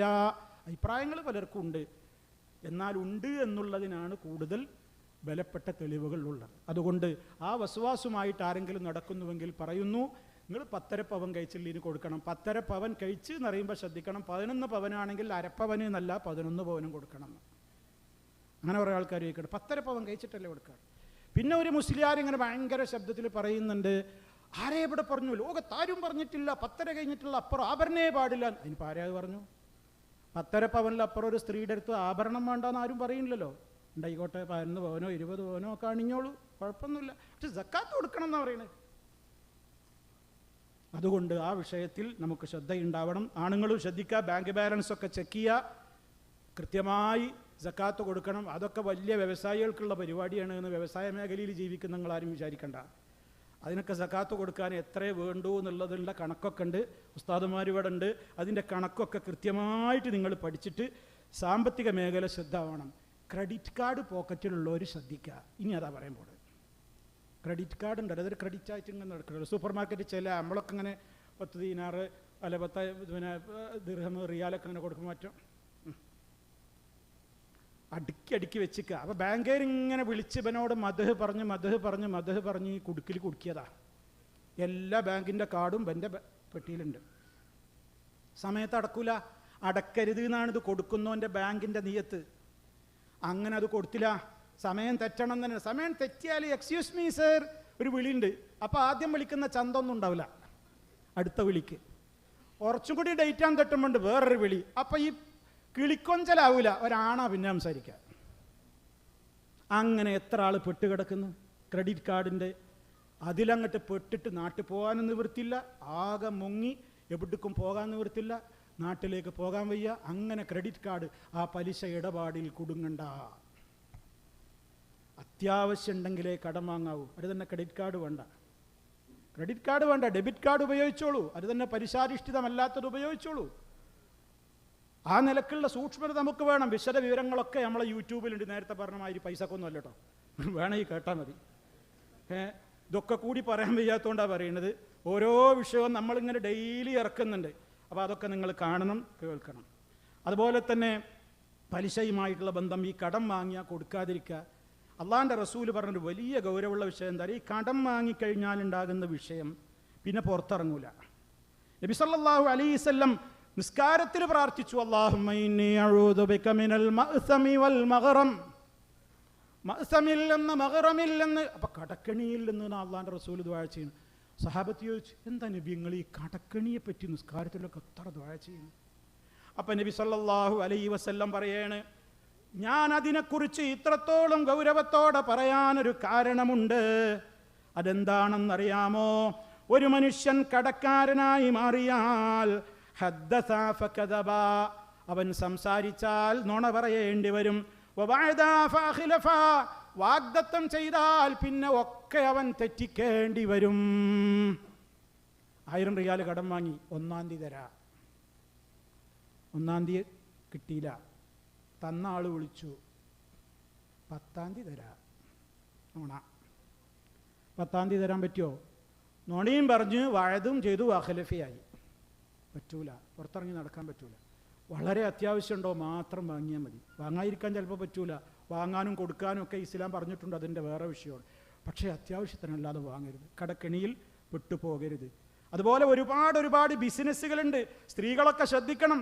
നാട്ടിലൊക്കെ പല ഇടപാടുകൾ നടക്കുന്നുണ്ട്. സ്വർണ്ണക്കുറികൾ പല രൂപത്തിലുള്ള ജ്വല്ലറികളിലൊക്കെ പല കുറികളും നടക്കുന്നുണ്ട്. നിങ്ങളിപ്പോൾ പൈസ തന്നാൽ മതി, അടുത്ത കൊല്ലം നിങ്ങൾക്ക് പൊന്ന് തരാം, അന്നത്തുള്ള റേറ്റിന് തന്നെ തരും, കൂടിയാൽ നിങ്ങൾ കൂട്ടിത്തരണ്ട, നിങ്ങൾക്ക് പ്രശ്നമൊന്നും വരൂല, ഞാൻ കുറിയിലും കൂടിയാൽ മതി എന്നാണ്. അങ്ങനെ നമ്മളമ്മമാരൊക്കെ കൂടുകയാണ്. കാരണം പെൺകുട്ടികൾക്ക് പൊന്നു കൊടുക്കണമല്ലോ. എന്നാൽ പിന്നെ ആയിക്കോട്ടെ, ഇപ്പം എത്രയാണ് ചേർന്നാൽ നമ്മൾ ഇത്രയാണ് ചേർന്നാൽ മതി, ഇനി വരുന്നതെല്ലാം കല്യാണം വരുമ്പോൾ അന്നത്തെ വിലക്ക് ഇന്നത്തെ വിലക്ക് അന്ന് സ്വർണം തരാമെന്നാണല്ലോ. എന്നാ സുഹൃത്തുക്കളെ പഠിച്ചോളി. പഴയ പൊന്ന് നിങ്ങൾ ജ്വല്ലറി കൊണ്ടുപോയി വിൽക്കുന്നുണ്ടോ? കൊടുക്കുമ്പോൾ തന്നെ അതിൻ്റെ വില കാൽക്കുലേറ്റ് ചെയ്തിട്ട് പൈസ വാങ്ങിക്കോളി. പുതിയ പൊന്ന് വാങ്ങുകയാണെങ്കിൽ ആ പൈസ വേറെ കൊടുത്തിട്ട് വേറെ വാങ്ങിക്കോളി. ഇത് മാറ്റമൊന്നും കൊടുക്കണ്ട. ഇതിനുള്ള കാശ് കണക്കാക്കി അതങ്ങോട്ട് വേറെ വെച്ച് വേറെ പുതിയ പൊന്ന് വേറെ വാങ്ങുക. ഇപ്പം നിങ്ങൾ കാശ് കൊടുത്തു, അല്ലെങ്കിൽ ഇപ്പം നിങ്ങൾ പൈസ കൊടുത്തു, ഒരാഴ്ച കഴിഞ്ഞിട്ട് വന്ന് വാങ്ങിക്കോളി എന്ന് പറയും ജ്വല്ലറിക്കാർ. വാങ്ങരുത്. യദൻ ബി യദിൻ, സ്വർണം എന്ന് പറഞ്ഞാൽ റൊക്കമാണ്. സ്വർണത്തിൻ്റെ കച്ചവടം റൊക്കമാണ്, അല്ലാത്തത് പലിശയാണ്, പലിശാധിഷ്ഠിതമാണ്. ശ്രദ്ധിക്കണം, കുടുങ്ങിപ്പോകരുത്. ഒരുപാട് ബിസിനസ് ഇടപാടുകളുണ്ട്. നിങ്ങൾ ഇത്ര തന്നാൽ മതി, ഞങ്ങൾ മാസം നിങ്ങൾക്ക് ഫിക്സഡ് ഇത്ര തരാം. പലിശയാണ്, വിട്ടുപോണ്ട. നമ്മൾ കച്ചവടത്തിൽ ഷെയർ ആണെങ്കിൽ ലാഭനഷ്ടങ്ങൾക്ക് ഞാനും പങ്കാളിയാവണം. ഇത് ഞാൻ അറിയണില്ല എന്നിട്ട് മൊഞ്ച് വാക്ക് ഉടമ പറയുന്നത് ഞങ്ങൾക്ക് അതിലപ്പുറമൊക്കെ കിട്ടുന്നുണ്ട്, പിന്നെന്താ അപ്പം നിങ്ങൾക്ക്? അത് പറ്റൂല. നിങ്ങൾക്ക് കൂടുതൽ കിട്ടുന്നുണ്ടോ? അതിൻ്റെ ശതമാനം അനുസരിച്ച് എനിക്ക് ലാഭം കൂടുതൽ തരണം. നിങ്ങൾക്ക് കുറവാണോ? എനിക്കും കുറഞ്ഞോട്ടെ. അതാ കച്ചവടത്തിലെ ഷെയർ. മറ്റേത് ബാങ്കിൽ പൈസ ഇട്ട് ഡെപ്പോസിറ്റ് ഇട്ടിട്ട് പലിശ വാങ്ങുന്നതിന് തുല്യമാണ്. ശ്രദ്ധിക്കണം, നമ്മൾ ആലോചിക്കണം. അതിലൊന്നും നമ്മൾ പെട്ടുപോകരുത്. കുറച്ചൊക്കെ ബുദ്ധിമുട്ടും പ്രയാസവും ഉണ്ടാവും. അല്ലെങ്കിലും മോമിനീങ്ങൾക്ക് ദുന്യാവ് ജയിലെന്നല്ലേ സഹോദരങ്ങളെ? കുറച്ചൊക്കെ ബുദ്ധിമുട്ടൊക്കെ ഉണ്ടാവും. ആർഭാടങ്ങളും മാമൂലുകളും ഒക്കെ കുറേ ഒഴിവാക്കുക. അത്തരത്തിലുള്ള കാര്യങ്ങൾക്ക് വേണ്ടിയാണ് പലപ്പോഴും വീട്ടിൽ നിന്ന് വിളി വരിക. എന്താ പൈസ ആണത്? ഞാൻ കുറേ നേരം കാത്തിരിക്കണം, നിങ്ങളെന്താ അയക്കാത്ത? അപ്പം നമ്മളാണ് വാങ്ങി അയക്കേണ്ടി വരികയാണ്. കല്യാണങ്ങൾ, മാമൂലുകൾ, വിവാഹങ്ങൾ, ആർഭാടങ്ങളൊക്കെ ഇവിടെ പറഞ്ഞിട്ടുണ്ടാവും. ഞാൻ അതിൻ്റെയൊന്നും ഭാഗങ്ങളിലേക്ക് കൂടുതൽ പ്രവേശിക്കുന്നില്ല. അതുപോലെ തന്നെ നമ്മുടെ മാതാപിതാക്കൾ, ആ വിഷയങ്ങളൊക്കെ ഇവിടെ പറഞ്ഞിട്ടുണ്ടാവും. മക്കൾ വെട്ടിക്കൊല്ലാണ്. ജന്മം നൽകിയതിൻ്റെ പ്രതികാരം. MDMAക്ക് അടിമയാണ്. ഒക്കെ ഞാൻ നേരത്തെ പറഞ്ഞു കൊടുത്തുക പോകുന്നത് കേട്ടോ. എവിടെയാ പ്രശ്നം തന്നെ? അള്ളാഹിനെ പഠിച്ചിട്ടില്ല, അള്ളാഹുവിനെ അറിഞ്ഞിട്ടില്ല, ദീന് പഠിച്ചിട്ടില്ല. ഒരു ദുരന്തമാണ് എല്ലാത്തിൻ്റെയും ആണിക്കല്ലായി വർത്തിക്കുന്നത്. അതുകൊണ്ട് തന്നെ സഹോദരങ്ങളെ, അമിതമായ വ്യയങ്ങളും ധൂർത്തടിക്കലുകളും ആർക്കൊക്കെയോ പറഞ്ഞിട്ട് നമ്മൾ സ്റ്റാറ്റസ് നിലനിർത്താൻ, അഭിമാനം നിലനിർത്താൻ എന്ന് പറഞ്ഞിട്ട് നമ്മൾ കടബാധിതരായി മാറുകയാണ്. ഇവരാരും നമ്മുടെ കൂടെ മഹ്ശറിൽ മറുപടി പറയാൻ കൂടെ കാണൂല. നമ്മളെ ഇതിനെ പ്രോത്സാഹിപ്പിച്ചവരൊക്കെ ഉണ്ടല്ലോ, ഇവരാരും മഹ്ശറിൽ നമ്മളെ കൂടെ വക്കാലത്ത് ഏറ്റെടുക്കാൻ ഉണ്ടാവില്ല. അവിടെ നമ്മൾ ഒറ്റയ്ക്കേ ഉണ്ടാവുള്ളൂ. വകുല്ലുഹും ആതീഹി യൗമൽ ഖിയാമത്തി ഫർദാ. എല്ലാവരും ഖിയാമത്ത് നാൾ വിചാരണക്ക് ഒറ്റക്ക്. ഞാൻ എൻ്റെ കാര്യം പറയേണ്ടി വരും. അവിടെ നമ്മളെ ഈ തിന്മക്ക് പ്രോത്സാഹിപ്പിച്ചവനോ നമ്മളെ പറഞ്ഞിങ്ങനെ മാവുമ കയറ്റിയവനൊന്നും ഉണ്ടാവില്ല. പിരി മുറുക്കിയിട്ട് നമ്മളെ കൊണ്ട് പലതും ചെയ്യിപ്പിക്കുന്നവരില്ലേ, ആരും ഉണ്ടാവില്ല. നമുക്ക് നമ്മളെ ഉണ്ടാകൂ. ആ ബോധം ആ മേഖലയിലും നമുക്കുണ്ടാകണം. ഇവിടെയൊക്കെ കഴിഞ്ഞിട്ട് നാട്ടിലേക്ക് പോകുമ്പോൾ നമ്മളെ അവസ്ഥ എന്താണ്? നാട്ടിലേക്ക് മുഴുവൻ പോകണ്ട, ലീവിന് പോകുമ്പോൾ പോലും നമ്മൾ പലപ്പോഴും പടച്ചോനെ മറക്കുകയാണ് പല ആൾക്കാർ. ഇവിടെയൊക്കെ നല്ല ഉഷാറാവും, നാട്ടിൽ പോയിട്ട് 2 മാസം, അതിനല്ല ഇപ്പോൾ നാട്ടിൽ പോകണത്, അടിച്ചു പൊളിക്കാൻ. അപ്പം എല്ലാം മാറി. ഇവിടെ പറതട്ടിയിരുന്ന ചില സഹോദരിമാരൊക്കെ നാട്ടിൽ നിന്ന് കണ്ടാൽ അറിയില്ല, അവർ വേറെ വേഷത്തിലായിരിക്കും. ഗൾഫിലാവുമ്പോൾ അത് ജുബൈൽ അല്ലെങ്കിൽ സൗദി അല്ലെങ്കിൽ ദുബായ് അല്ലെങ്കിൽ അവിടെയൊക്കെ ഇങ്ങനെ. അപ്പോൾ നാട്ടിലെത്തുമ്പോൾ ഇപ്പം അങ്ങനെയാണ് നടക്കുമോ? എല്ലായിടത്തും അള്ള ഒന്ന് തന്നെയല്ലേ? അവിടെ അള്ള വേറെയാ? എല്ലായിടത്തും റഹ്മാനായ റബ്ബ് ഒന്ന് തന്നെയല്ലേ? വഹുവമാക്കും അയ്നമാക്കും, അവൻ നിങ്ങളുടെ കൂടെയുണ്ട്, നിങ്ങൾ എവിടെയാണെങ്കിലും. റഹ്മാനായ റബ്ബിന്റെ നിരീക്ഷണം, അതല്ലേ അള്ളാനെ പഠിച്ചാലുള്ള സുഖം. ഇന്നല്ലാഹ കാന അലൈക്കും റഖീബ, അള്ളാഹ് നിങ്ങളുടെ മേൽ സദാ നിരീക്ഷകനായിട്ടുണ്ട്. ഫിൽ ഇമാറാത്തി ഫഖത്ത്, ഫി സഊദിയ ഫഖത്ത് ഉണ്ടോ? ബാക്കി അല്ലല്ലോ, എല്ലായിടത്തും എപ്പോഴേയും അവൻ നിങ്ങളുടെ കൂടെ നിരീക്ഷകനായിട്ടുണ്ട്. അള്ളാഹു നമുക്ക് തൗഫീക്ക് പ്രദാനം ചെയ്യുമാറാകട്ടെ. നമ്മുടെ മക്കളുടെയൊക്കെ വേഷവിധാനവും വസ്ത്രമൊക്കെ വളരെ അപകടത്തിലേക്കാണ് പോകുന്നത്, വളരെ അപകടത്തിൽ. ഒന്നും പറയണ്ട, എല്ലാ അർത്ഥത്തിലുമുള്ള ചെളിക്കുണ്ടുകളിലാണ് നമ്മുടെ മക്കൾ പോയി വീഴുന്നത്. അത് പറഞ്ഞ് കരഞ്ഞിരുന്നിട്ടൊന്നും കാര്യമല്ല. നമ്മൾ മാറുക, ഞാൻ മാറുക, ഓരോരുത്തരും മാറുക, അതല്ലാതെ എന്താ നിവൃത്തി?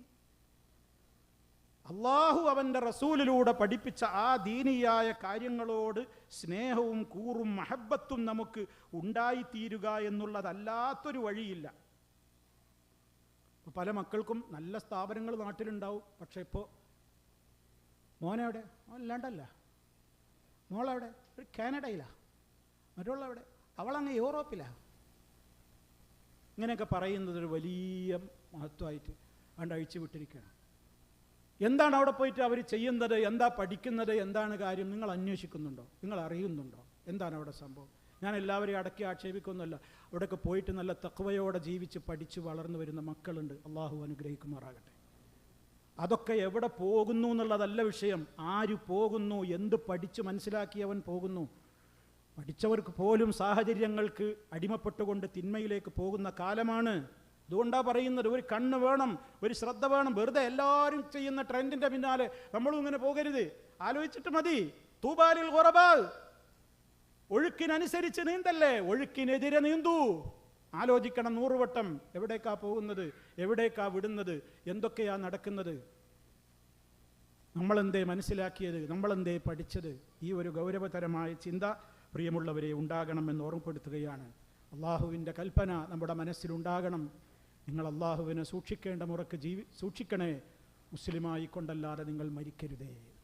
എവിടെ വെച്ച് നമ്മൾ മരിക്കുകയാണെങ്കിലും ഈമാനോടുകൂടെ മരിച്ച് കുടുംബസമേതം സ്വർഗത്തിലെത്തുവാൻ സാധുക്കളായ നമുക്കെല്ലാവർക്കും അള്ളാഹു തൗഫീക്ക് പ്രദാനം ചെയ്യുമാറാകട്ടെ. നമ്മളിൽ വന്നിട്ടുള്ള അപാകതകളും അബദ്ധങ്ങളും അള്ളാഹു പുറത്തു തരുമാറാകട്ടെ. മാരകമായ രോഗങ്ങളിൽ നിന്ന് കാത്തു രക്ഷിക്കുമാറാകട്ടെ. നമ്മിലെ രോഗികൾക്ക് അള്ളാഹു പരിപൂർണമായി ശിഫ നൽകുമാറാകട്ടെ. നമ്മുടെ മക്കളിലൂടെ, ഇണകളിലൂടെ അള്ളാഹു നമുക്ക് കണ്ണിന് കുളിർമ 2 ലോകത്തും പ്രദാനം ചെയ്യുമാറാകട്ടെ. സ്വർഗീയ ലോകത്ത് ഒരുമിച്ചിരിക്കാനും കത്തിയാളുന്ന നരകാഗ്നിയിൽ നിന്ന് രക്ഷപ്പെടുവാനും തൗഫീക്ക് നൽകപ്പെടുന്ന ഭാഗ്യവാന്മാരിൽ റഹ്മാനായ റബ്ബ് നമ്മളെ എല്ലാവരെയും ഉൾപ്പെടുത്തുമാറാകട്ടെ. നമ്മുടെ കർമ്മങ്ങൾ എല്ലാ പോരായ്മകതകളിൽ നിന്നും മുക്തമായ നിലക്ക് റബ്ബ് സ്വീകരിക്കുമാറാകട്ടെ. നമ്മുടെ അധ്വാനങ്ങൾ റഹ്മാനായ റബ്ബിൻ്റെ അടുക്കൽ വിലപ്പെട്ടതായ നിലക്ക് നമ്മുടെ മീസാനിൽ കനം തൂങ്ങുമാറാകട്ടെ. റബ്ബന തഖബ്ബൽ മിന്ന ഇന്നക അൻതസ് സമീഉൽ അലീം.